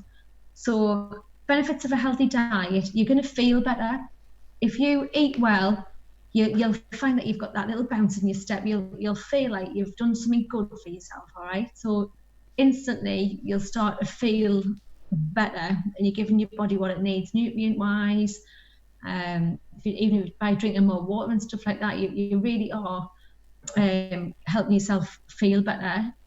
So if you eat well, your mental health is going to be better. If you think about the two linking side by side, you'll find as well that you'll sleep better because your body's able to process everything that you're eating. So your sleep or your quality of sleep should be better. I've put feel better twice. Oh, come on, girl. How have you done that? Feel better twice, yeah. I'll put it in. I need to change that. More energy.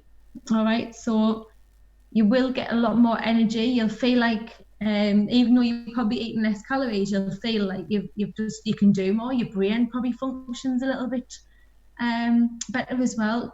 You get more stuff done. You're more productive with your day. You don't feel slouchy, groggy. Try and eat really, really well for a few weeks and just see what the differences are. You've got to feel great from it. It doesn't. Definitely. There's no negative side effects of eating well. You're gonna get more energy, and just feel better that way. Your confidence. You'll find that you'll be walking taller, and you'll feel like you've just accomplished something massive. So your confidence should be going up there. So they're all linked together. So more energy, sleeping better, feeling better. You are going to be a little bit more confident, just on the benefits of eating better, eating healthier, making better choices. Overall, it's probably going to motivate you to get moving more and do more things, interact with more people, which in turn will make you healthier, because interaction, like I know we're all suffering at the minute because we haven't got that interaction. Interaction is really important to human beings, and it's something that we've always took for granted and now it's took away from us. I think we can realise just how difficult it is not to have that interaction with people. It is a strange world that we're in at the moment, but all of it links together. So if you can eat better, make you feel better, it's going to make you healthier, and it's going to help your mental state as well. 100%.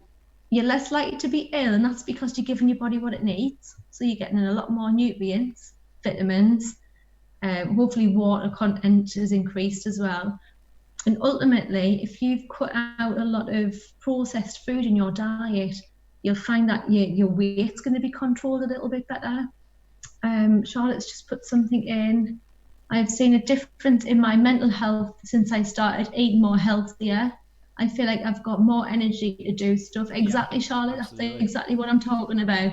Yeah. And Wib totally agrees. Yeah. So there you go. Living proof. I'm not just seeing this. This is not just words. It actually, when you put it into practice, it is, it has got its benefits, and it does work. There's Charlotte and Mark straight away. No, yeah, you're totally right. It doesn't make you feel better. You've got that bounce in your step. You do get more done, and overall, it's improving your well-being. It's not just about giving your body what it needs for fuel. It's about looking after all the other bits that come with it. 100%. If you can eat well, while your sugar's not up and down, and while you're not, giving your body too much of something that's bad for it, you will sleep better and you will feel better, and you won't gain the weight. Yeah. And if at first when you start to eat healthy, you're not enjoying it as much, after a while, when your body gets used to it, you'll start to crave healthy foods, and I think you'll start to be like, oh my god, like this tastes delicious and stuff, because your body might just be so attuned to eating stuff with high sugar in it that at first you might think, oh well, I don't really want to eat this kind of XYZ vegetable or so on, but after a while you'll start to enjoy eating healthy more because your body will start to get used to it, and then the sugary stuff that you had from the past, you might still want to drink it, but then you won't have the same kind of. You're less likely to have that craving, aren't you? Exactly. It's not the same. Yeah. What I did last night, I haven't had a salad for ages. I thought, oh, I really fancied a salad, so I chucked everything in it. Dan had come in with a fresh shop. Oh, froze again. No way. Can you still hear us? I think we'll just stay on. I can still hear. Yeah, I can still hear. Yeah. Guys, can we just confirm that we can hear Matt? I can turn the. I can just make the camera just me for now, and then we'll got your voice as well, because we're almost. I can still hear. I can still see. So. Yeah. Yeah. It hasn't crashed again. Well, not yet. It hasn't. Yeah. So we've just all that's happened is that. I feel like I'm singing to you. Because can I just have some people in the chat confirm that everyone can hear Mel as well? Can you still hear me, or have I totally gone off? I think that we can. You still there, Mel? Let me know if you can still hear us. Yeah, everyone says, there you go. yeah, We can hear. Brilliant. Oh, unfortunately, you can still hear us. Excellent. What was I talking about there? I've lost my train of thought.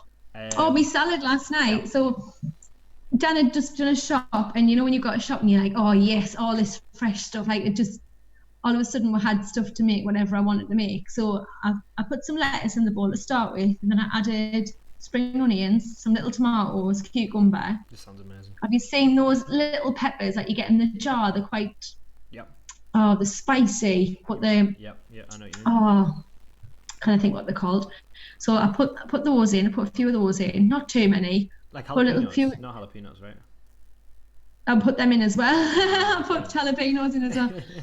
No, these are little red. They begin with a P. Just like little red peppers. Oh, I can't remember. I know what you mean.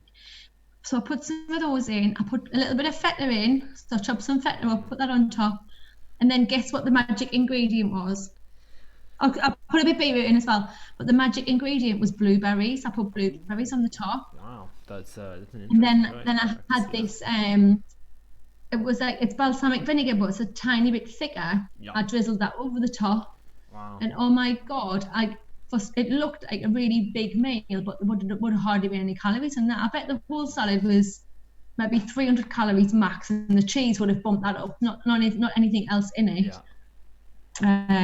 And it was so filling, but I didn't feel bloated off it. I just felt nice, like I felt like I'd give my body all those nutrients and all the goodness. But it actually looked really, really appetizing. It looked so tasty with the blueberries. So get experimental with your salads. Don't just think a salad is tomatoes and lettuce.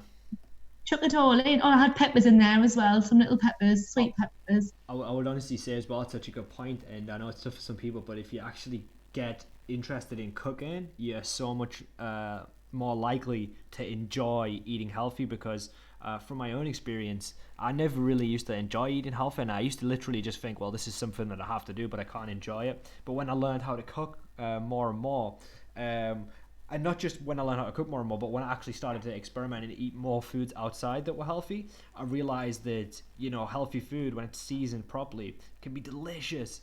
And then it kind of opened my eyes a lot to the fact that, because in England, we've got this kind of culture of just like, well, I've got my meat, I've got my veg, and then I've got like a little carb and a splosh of like tomato ketchup. That's horrible. That's so plain and boring. That's fine if you want to eat that, but it is a little bit plain. But you can have all of these sauces. You can cook things in like stews or broths or anything, and or even salads, as Mel was saying, and you can just have like garnishes and different sauces. And there's so many different ways to cook something and actually get those vegetables in, but so they're actually seasoned, and then they just taste so good. I'm thinking of having that. I'm having another salad tonight just because I thoroughly enjoyed it last night. I'm making like a tomato kind of broth tonight. I saw one of my friends made it, and they asked them how to do it. And it's fairly straightforward. It's like tomato, meatballs. You create this like tomato broth with like chopped tomatoes, bit of passata, mix a bunch of vegetables in as well, and then add a little bit of spice into it as well, and it would just come alive. And it's a very simple dish, but just delicious. Did anybody tune in on when I made the rice dish? I made a vegetable rice dish in one of the live cooking streams, I and saw the that. amount of veg that was in there, Yeah, you would think I was making a Sunday dinner. There was more veg than anything else, you actually and I added a lot of seasoning to it, and yeah. that is a really tasty Do dish. you know what it You is? don't feel like you're eating the veg. I make that all the time, and I thought like the things that you mix in with your sauce and stuff was really really nice, and that's like one of my favorite quick easy dishes is I make like vegetable kind of stir fries, and no, it wasn't as much of a Yeah. stir fry as such, but yeah, like vegetable fried rice that I make, and it's so good, and it was obviously a lot of it was very similar to how you made it, and that's a quick easy way to get your vegetables in, and if you watch that, the key is seasoning the stuff. So like, see the soy sauce you put in, you could add chilies in, you could add garlic in, and that's what makes those vegetables taste delicious. Like in that vegetable fried rice, it tastes unbelievable, and you wouldn't even think that you're eating all these different vegetables because it just tastes so Nah. good. So I think yeah, I had ginger in yeah, there, yeah, yep, delicious, chili, so good. garlic, then the spring onions were in. I'm It was all honestly, just thrown together, and it wasn't liquidy or anything. The no, rice no, no. does absorb all Yeah, the flavors, exactly. but it's enough to coat everything. So Yeah, it was really tasty. If anybody did try that, I don't know if anybody's in the chat today who got the rice. Actually, Gary might have so had good. it. Yeah, I don't know if Mark had the rice. I can't remember. it looked unreal. It really did, I can't remember who sampled the rice dish. I can't remember. it's so My brain doesn't satisfying. work. It's so satisfying as well if you're making like fried rice, when you add like your sauce in, and you start to see the color of the rice change to like a nice kind of goldeny color, and oh, you just know it's going to taste so good. And I think something else which is good is that you made your own sauce in that, right? Like a lot of people buy Oh yeah, stir it's fry dead sauce out of the easy. packet, and it's so crap. Nah. It tastes horrible. It's so full of sugar, and you can literally make your own sauce. If you watch Mal's stream, you can just make your own sauce like that. Just mixing some stuff together, and it's easy. It's going to be cheaper, and it's going to be much tastier. So yeah, It is, and do you know what? Like you can freeze it up as well. Like I yeah, have box freeze that and then had it as a microwave meal. yeah. So if you do, you don't want to be cooking every night. It's quite a good option. Do it in bulk, where you might get maybe 4 to 6 meals out of it, or maybe more. I mean, the bowl I made, Yeah, I know I was purposely trying to feed over 10 people, but it went further than that. I mean, we had it for our tea that night because there was leftovers, that's and unreal. I think Haitham and Dan had it for their dinner as well. So There you go. there was more than enough to go around, like maybe 12 people. But yeah, you can so easily get quite a few meals out of it. Definitely. Oh yeah, what Mark did tune into that one. Um, because he remembers his chopping things on me loud chopping board. I like to chop everything on a plate, on top of the chopping board, and then I can just wash the plate up and my chopping board doesn't get dirty, which is stupid really. But yeah, my chopping board's underneath, protecting the bench from I don't know what. And Charlotte said she's made the rice dish quite a few times since, so that's brilliant. That's the type of feedback that I love hearing. If you can like make it yourself at home after following a video online, like I've done my job, like Definitely. I've passed on something that you can then cook yourself at home. So that's brilliant to hear that news, Charlotte. So thanks for sharing that. But you haven't had a go at the cookies yet. You still need to get a couple of ingredients. But yeah, they were good. They were the oat cookie, so there wasn't as much So good. sugar and stuff in there because they were offset with other things. That's amazing. But they were quite filling. Looks so good. With them having oats in as well, they do fill you up. Yeah. But the rice dish, it really did go down a treat. With most people, and oh, there you go. Yeah, me and Sheila said it was lovely. Oh, Jill, I'll have to get you signed up at one of the cooking shows. Definitely, we're full this week though, but you can still tune in and watch. I mean, all of you can tune in and watch. Like definitely, that's on tomorrow morning, 10 till 12. Yeah. But we're full. It fills up pretty quick, that one.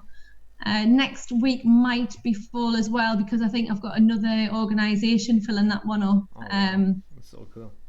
But if we get a few places, I'll get straight in touch. I might message the girl who's organising that later on in the week and just see where we're at. And maybe drop a message on Monday, I think we'll not put too much pressure on them before the weekend. So maybe Monday I'll find out what numbers we've got for next Wednesday.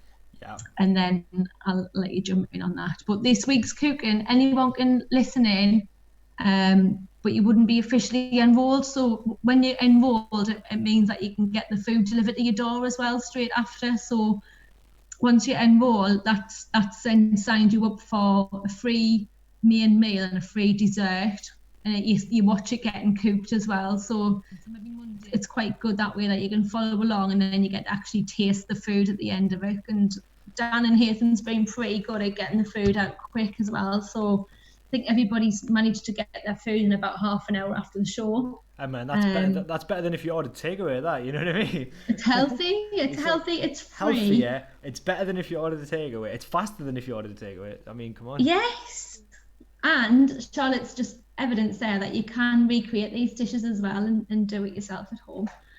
So that the last thing I'm going to look at today before we do a fitness video, and we have run over a little bit, but we have had a few technical problems. What to look for on food labels. So I know we've looked at this before, but this is just a quick overview. Yeah. I can see Daniel's put in the survey as well. So even if you filled one of our surveys in before, please spend a minute completing that survey, if you wouldn't mind. We need them for every session. It's how we can get our funders to keep funding these streams that we're doing at the moment. So we need a quick survey filled out just so we can see, if there's anything we can do to improve, anything we can do to modify the sessions to make it more interesting for yourselves.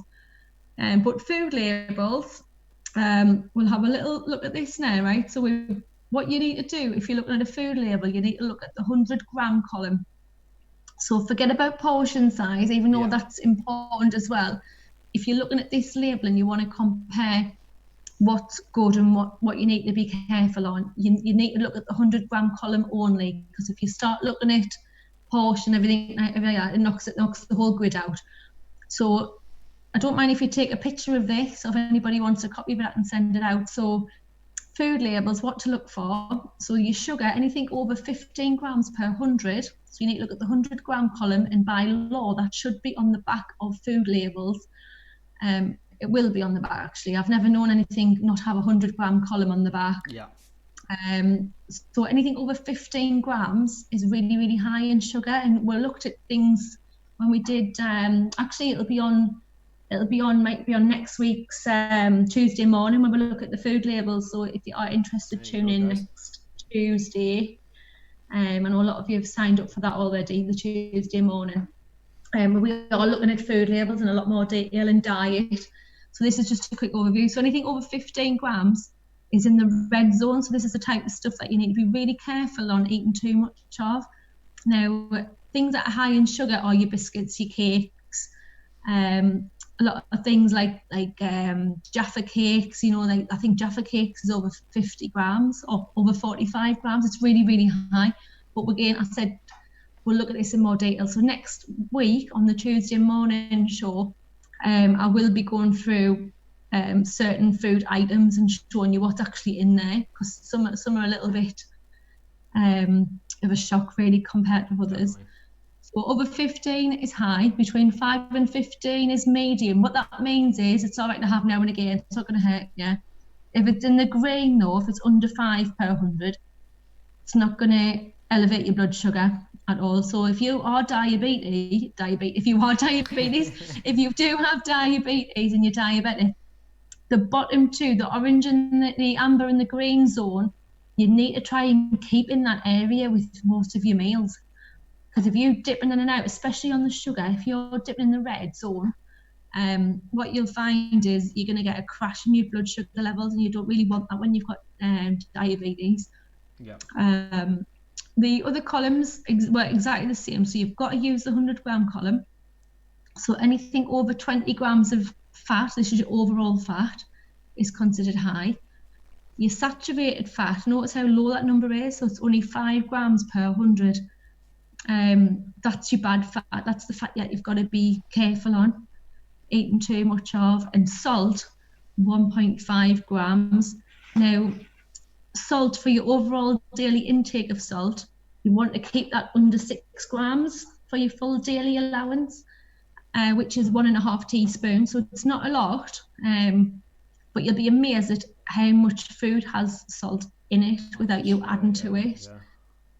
Savoury things like crisps and things like that have a lot. They have a lot of salt in, so you'll be surprised at what cereal has salt in as well. Yeah, beans. Having like baked beans and stuff full of salt and sodium, right? They're not too bad actually, beans. You know, Really? if you have a look at them, yeah, I thought that they were. you can get low salt and low sugar beans, but even the Heinz ones, like they would still come out. I think they might be in the green or the amber. They're not in the red. Too bad, yeah. They're quite low. In fact, I think they've got them rather in the green. You know now. Really? Wow. I think so, especially for sugar. I think it's like 4.9 on the sugar. Yeah. Don't quote me. Go and check it out. But I'm sure the sugar in a tin of beans is under 5. That's awesome. I think it used to be over. So I think it used to be an amber on sugar, but I think now that we have to show this information, it's changed. It might show up on the green on the better side, but only just so they can get into that. But it's just worth checking. If you like me, creature of habit, you'll eat the same food nearly every week or every couple of weeks. You might go back to the same meals. Have a look at what you're eating. Have a look at what the package says, and just become familiar with what is good for you and what you may be missing in your diet. Definitely. But I'm not going to go into that in too much detail, but it's worth maybe taking a photograph of. If you've got your phone, you could just take a quick picture on your phone even. Yeah.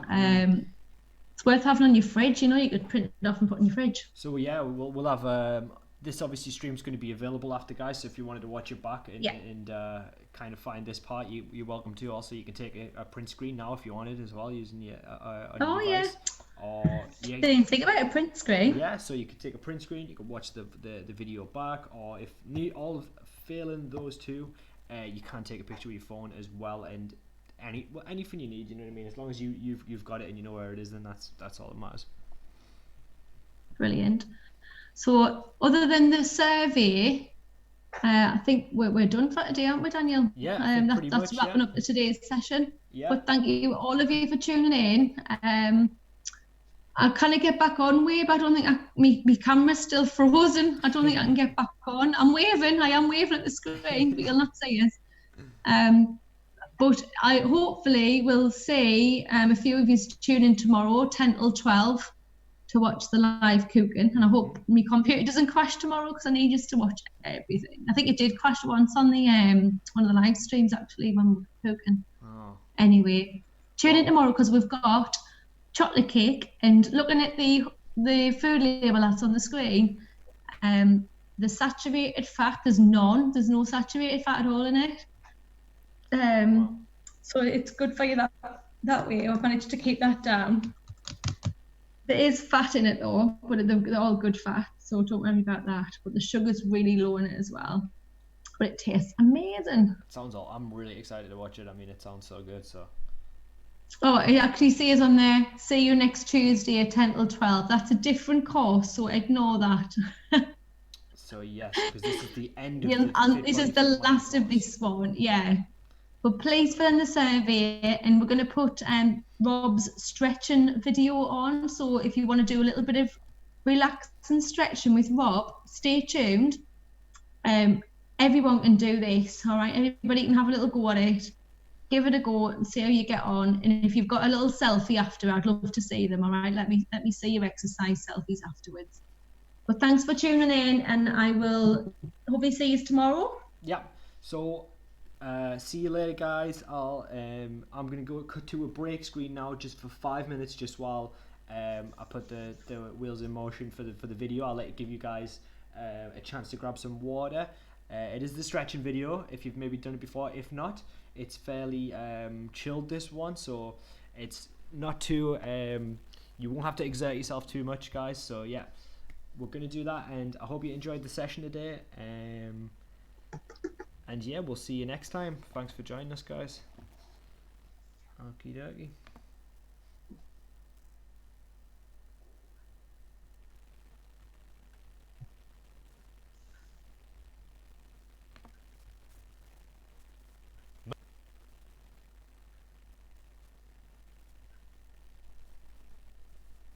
Yeah, are you on now? Right. I'm I'm going just to gonna mute the chat. shut Okay. my screen down.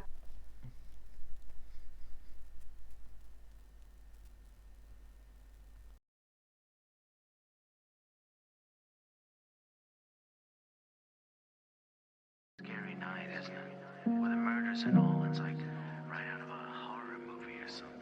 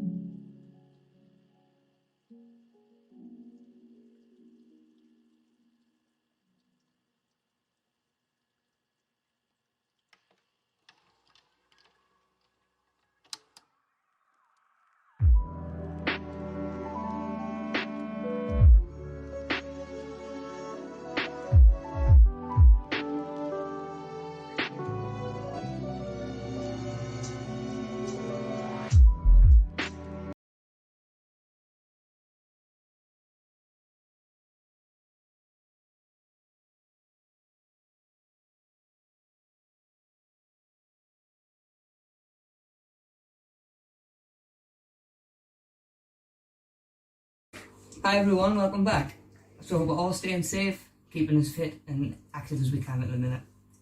So we're actually going to have a bit of a change of pace this week. We're going to slow things down and just take some time to stretch off. And the last couple of weeks that we've done, the last couple of sessions that we've done have been quite high intensity. So yeah, like I say, just chill things out a little bit today. So it's important to stretch off for a lot of different reasons. Namely, we do carry a lot of tension, just day to day in the way that we hold ourselves, some of the movement patterns that we move through that we don't realise. So we just stretch those muscles out and release some of that tension. We often find ourselves slouching day to day, be it, you know, when you're driving, sat at home on the couch, when you're scrolling through your phone, even when you're typing, be it on a keyboard or whatever. So yeah, it's just important to think about your posture, take a little bit of time, even if it's once a week, just to try and be mindful of it and correct it. Cool. So stretching is really important as well to make sure that you're taking care of your joints and making sure you've got the biggest range of motion you can get with them. How often do you go to do something that you haven't done for 10 years and move through a certain pattern and you find that you can't anymore? You know, I do from time to time. And blood flow as well, really important to think about. flow of blood around your body, getting that oxygen where it needs to be. Stiffness can actually affect that as well, stiffness and tension. So we stretch off, loosen up, and just help things work how they're supposed to. Yeah, cool. So today we're going to do a full body routine rather than breaking it down and isolating anything. We're going to take between sort of 15 to 20 minutes. By all means, go back afterwards, cherry pick a couple of exercises that you think work best for you, or that you maybe feel the most, or that are going to give you the most benefit. Chuck them into some sort of routine yourself. You know, by all means, put one together yourself. Let us know how you get on. First of all, we're going to get warmed up before we make a start. Right guys, so to get you warmed up, we're going to be doing what we call some dynamic stretches. So rather than just taking a muscle, pulling it as long as we can make it while it's still cold and potentially hurting something, we're just going to run through some basic sort of movement patterns, get everything moving, everything warmed up and flowing how it should, yeah? Cool. So like we do for a warm up, make sure you've got a little bit of space, just be aware of your surroundings, and we're going to get you moving, literally just lifting those knees up. Get them as high as you can, but we're not even running on the spot. Get them arms moving a little bit. Like I say, it's a full body workout, so we've got to warm everything up anyway. Get them up nice and high. Not the most strenuous session that we've done today, but we do need to make sure that that heart rate's up and that blood's flowing. Yeah, we're going to go into heel kicks, just on your toes. There we go, just like you're trying to kick yourself in the bum. Just get that heart rate up. There we go, we're going to come down, feet about shoulder width apart. A little bit of a bend in your knees. Come down and touch the floor, yeah? You want a little bit of a pull down the back of your legs, pushing your hips back over. Back's going to be flat, and you're going to make sure that your knees aren't locked. A little bit of a bend. There we go, come a bit wider. Toes pointing out. Same again.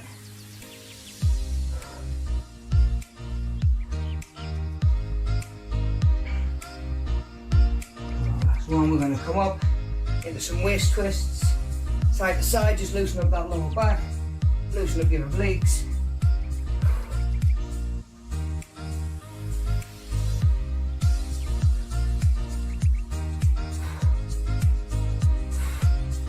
And then, good old favourites, going to into some star jumps. Just to make sure we're nice and warm before we start stretching up. There we go, warm up done. Cool, grab yourself a drink, grab yourself a towel. You don't know how much you're going to sweat, even though we're just stretching off. I'm definitely warming up already. Ideally grab yourself an exercise pad if you've got one laid around the house. If not, make sure you're working on carpet like I am. You know, I've done things like rolling up towels before and stuff like that as well if you do need that little bit of protection.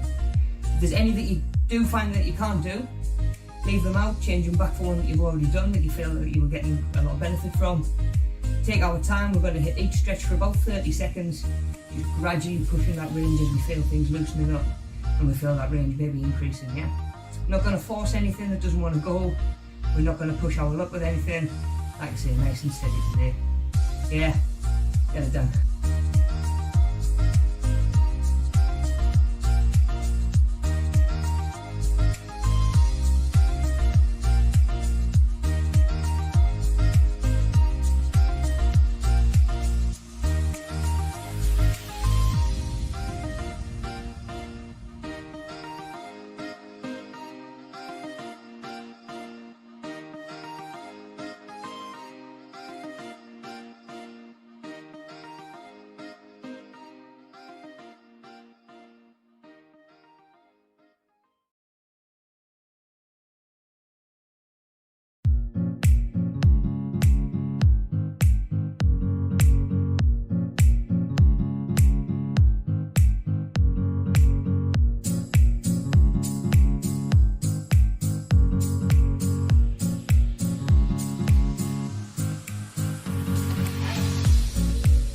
Any that you find, we're going to have plenty of time to swap over in between stretches. Yeah, we're not rushing through anything like we normally do. Yeah, we're not going to force anything that doesn't want to go. And we're just going to gradually just try and extend our range of motion while we're holding for that 30 seconds, and you feel your potential range increasing, yeah? Cool, right, so let's get it done. Like I say, holding each one for about 30 seconds. You want to stand yourself off to start, right in the middle of the room. We're going to reach up, nice and tall. That's it, just stretching through the body.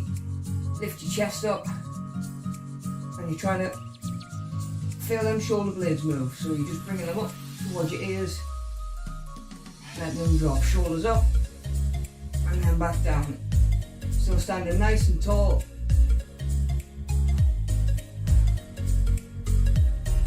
There we go, nice one. First one done, so a nice stretch down the front, yeah?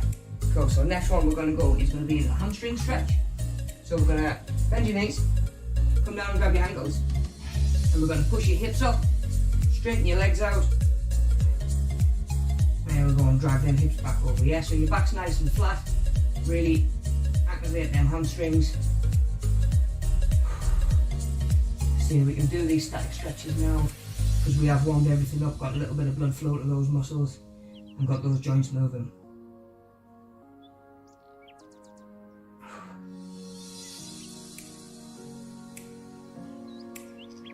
Just feeling that pull. There we go, just nice and steady, come up and out of that one. From there, we're going to do a quad stretch, so down the front of your thigh. So either use a wall, use a door frame, even use a couch if you've got one kicking about. You just need something for your balance. If you need something for your balance, just going to come knees together and hips forward and pulling your heel in towards your bum, yeah? There we go.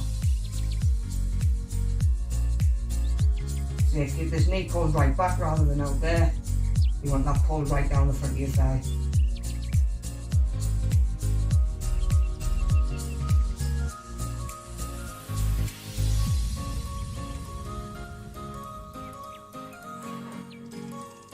There we go, we can come out of that one. And of course we want to make sure we do the other side as well. So we're going to take time to stretch that other leg off. Same again, get your balance. Lean against something if you need to. If not, like I say, we're just going to get your balance and come. Heel up towards your bum. Keep your knees together. Hold back rather than there. Or as close to there as you can get, yeah? By all means, if you're feeling tension, before I'm saying you should be feeling tension, it just means you're a little bit tight, yeah? So don't worry about pushing as far as I am. There we go. Get that pull. Same again, as you feel the muscle stretching out, just try and pull it that little bit further through your range, but don't force anything. There we go. So we're going to start moving away from the legs, but you'd be surprised when it comes to your muscles how interlinked everything is. So we're going to move on to your lower back, but we're still moving through some leg ranges as well. So we're going to come onto one knee, try and tilt your hips forward, and then we're just lunging forward, yeah? So you're getting a pull right down here on that hip flexor, right on that joint. If you let your pelvis tilt back that way, you won't get the stretch so much, so you need to pull back that way, yeah? Try and engage them abs. Nice pull down there.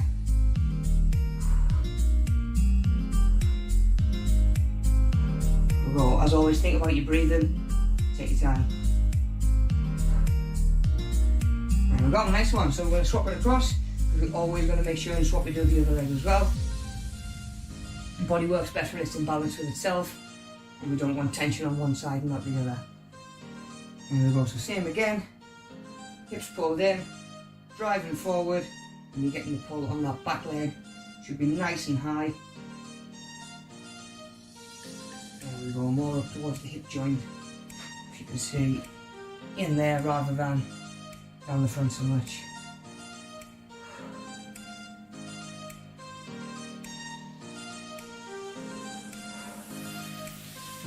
And then just focus on your breathing, balance, take your time.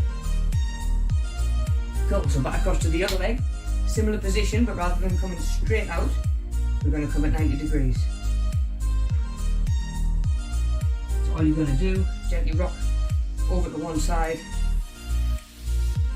There we go, so you're going to feel the pull inside your thigh a lot more. Maybe even down the back of your hamstring. And then as you feel things start to loosen up a little bit, try and come that little bit further out. same again, just gently lean into anything, we don't want to force it.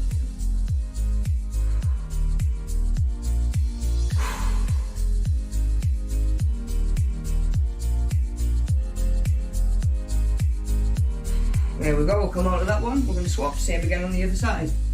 So swap your knees over, out about 45 degrees, not straight ahead, not straight out of the side, somewhere in between.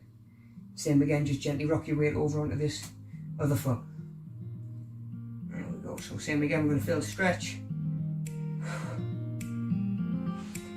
And then we can just move that a little bit further as we feel things loosen up.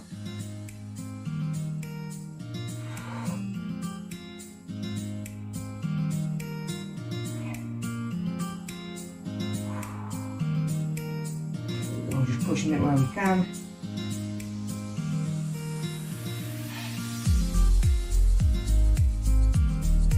And there we go, so we've got one more to do on either side. So we've done straight ahead, we've done 45. We're going to come out to 90 degrees now. Yeah, so you want your heel pretty much in line with your knee. This leg's pointing back over rather than out the side for balance. And same again, keep your body squared on and you're pushing over to one side.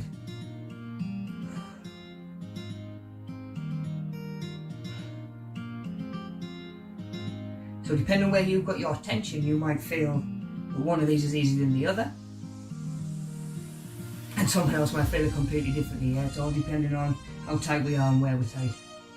And same again, just push it if you can.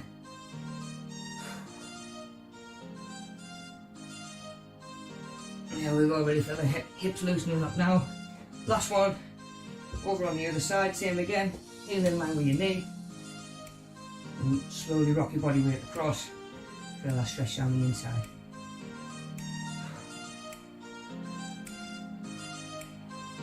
There we go, so you want to be thinking about your posture all the time, keep your chest up if you can. And just deep breaths.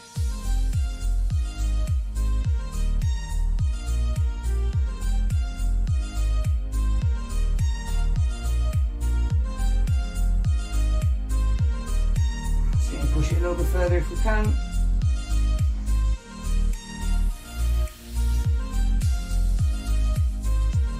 There we go, well done. So finally off your knees, you can sit yourself on your bum.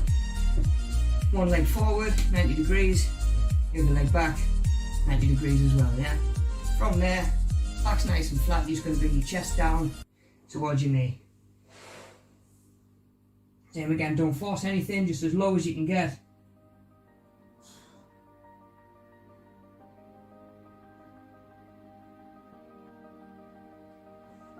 Same again, get as low as you can, when you can.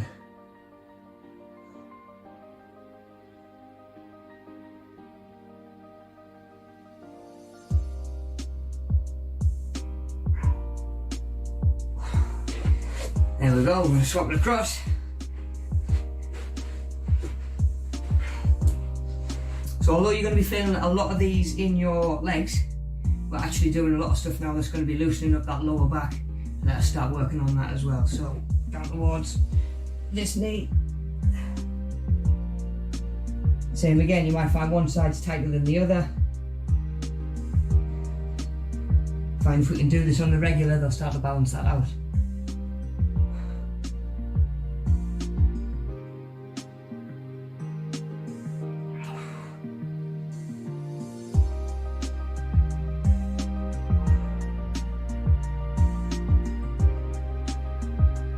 There we go, so we're going to take that stretch that you're probably feeling in your glute on the side of your bum and just emphasise that a little bit more so it comes up into your lower back as well. So you're going to lay yourself down, knee's going to come in, this shoulder's going to stay down and you're going to rock across.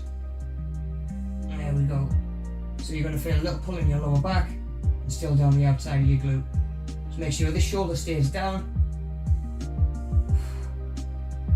There we go, and kick this knee in nice and high.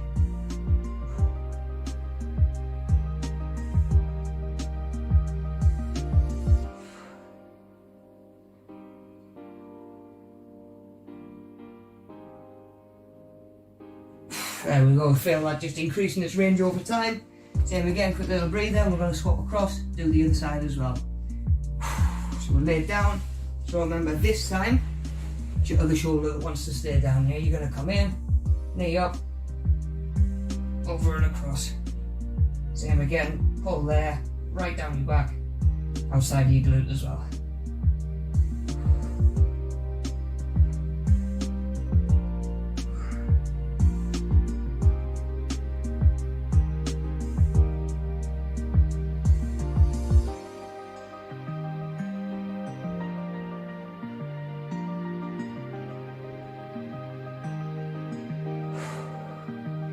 Nice one. Little breath, set yourself up, and we're going to come back to that kneeling position. And you're going to slide your palms right out in front of you, as far as you can, and rock back onto those heels. So you've got a nice pull down your lats, which bringing that lower back in as well a little bit. There we go. Try and get right back onto your heels.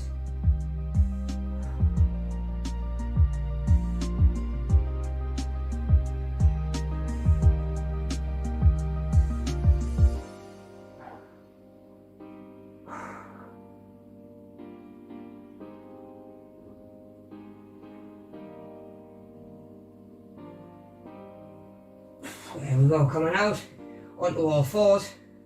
And this next one, we're just going to alternate between arching your back down over and pulling it up towards the ceiling. Just getting a little bit of flexion on that spine as well, yeah? So you're dipping your back and arching your back. Just getting it all moving.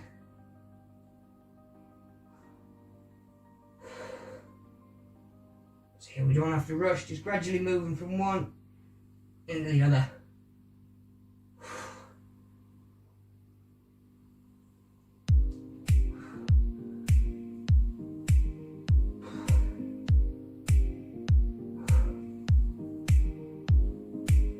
Nice one. So from there, we're going to work up your back a little bit, start bringing in the back of your shoulders, as well as some of those higher back muscles. So staying in that kneeling position, and try and get your arm through and underneath, and all you're going to do is just twist and get as much of this arm flat to the floor as you can, yeah? So if you come through, and it's the back of your palm, that's fine. Excellent, just get that stretch, gradually working your way down as low as you can, opening up that shoulder joint on this side, getting a little bit of a twist on your back.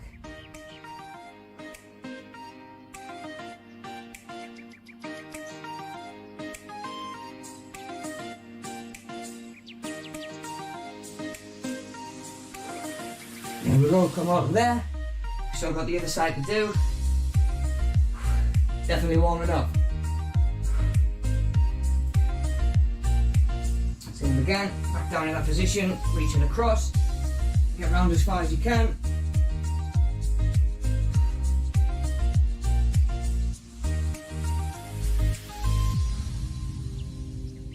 And there we go, really feeling the stretch on the back of your shoulder as well.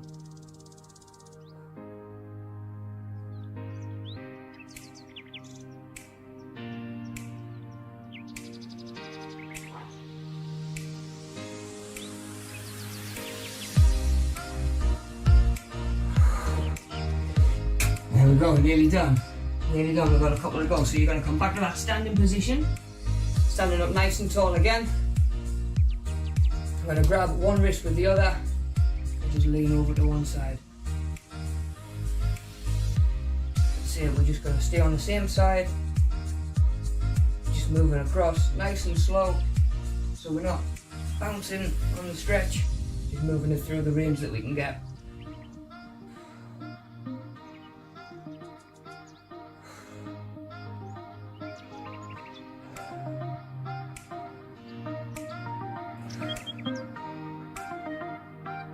Same again, nice controlled breathing while we're stretching off.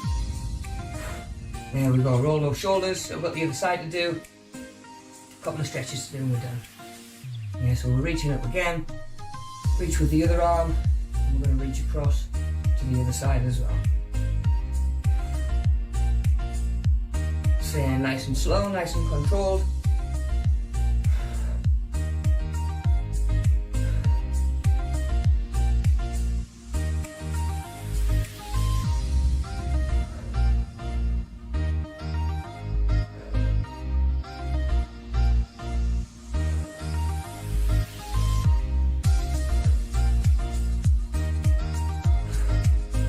last one.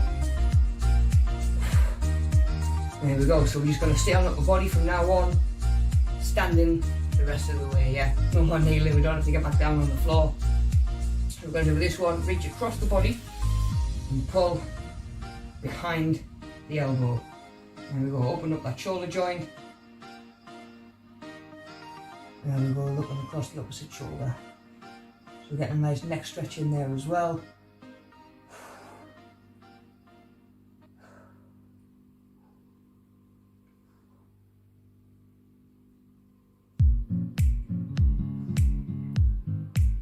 There we go, just focus on your breathing and the ones that let you. There we go, open it up. Same again, swap across to the other side. Pulling behind the elbow again. Opening up the shoulder, making sure we look over that opposite shoulder as well.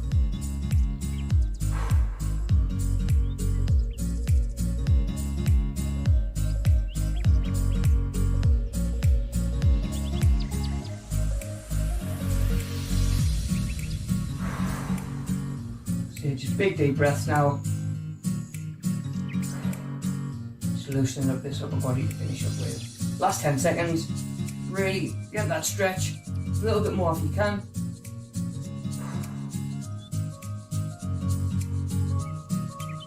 There we go, so we're going to go fingers interlocked, palms out and away from you. There we go, just letting those shoulders pull forward as well.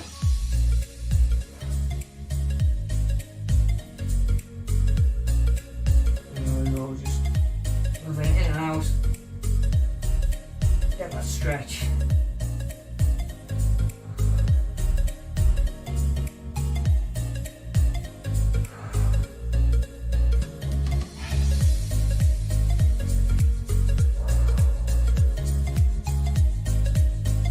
Nearly there, last few seconds.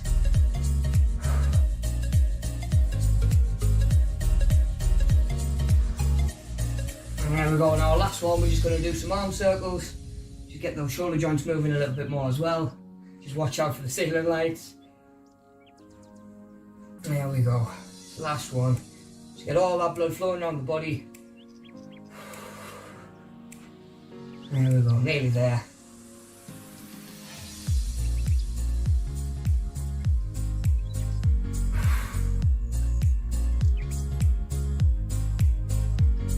Hope you've all enjoyed a change of pace, back to normal next week. There we go, we can even reverse that and come back the other way. Same again, just think about getting them shoulder blades moving as well if you can. There we go, done.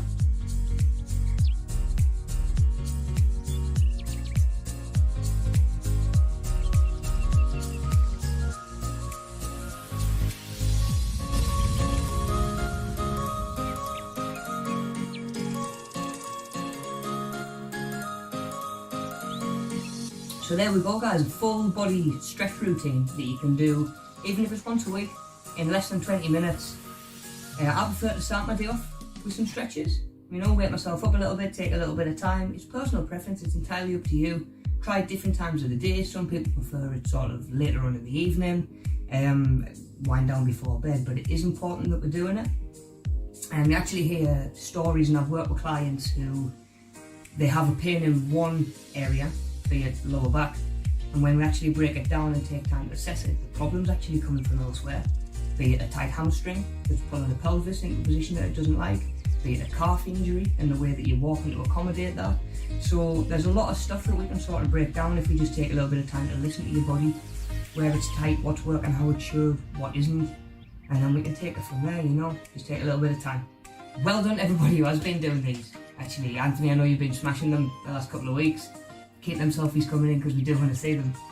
Charlotte, Gary, give a couple of these stretches a try. See how you get on. Like I say, get in touch with me on Mel if you have any trouble with any of that, yeah. Speaking of Mel, I hope you're all keeping up with the home cooking channel and the recipes that she's putting out there. Check it out if you're not. And of course, as always, stay safe, look after yourselves, and I'll see you next week.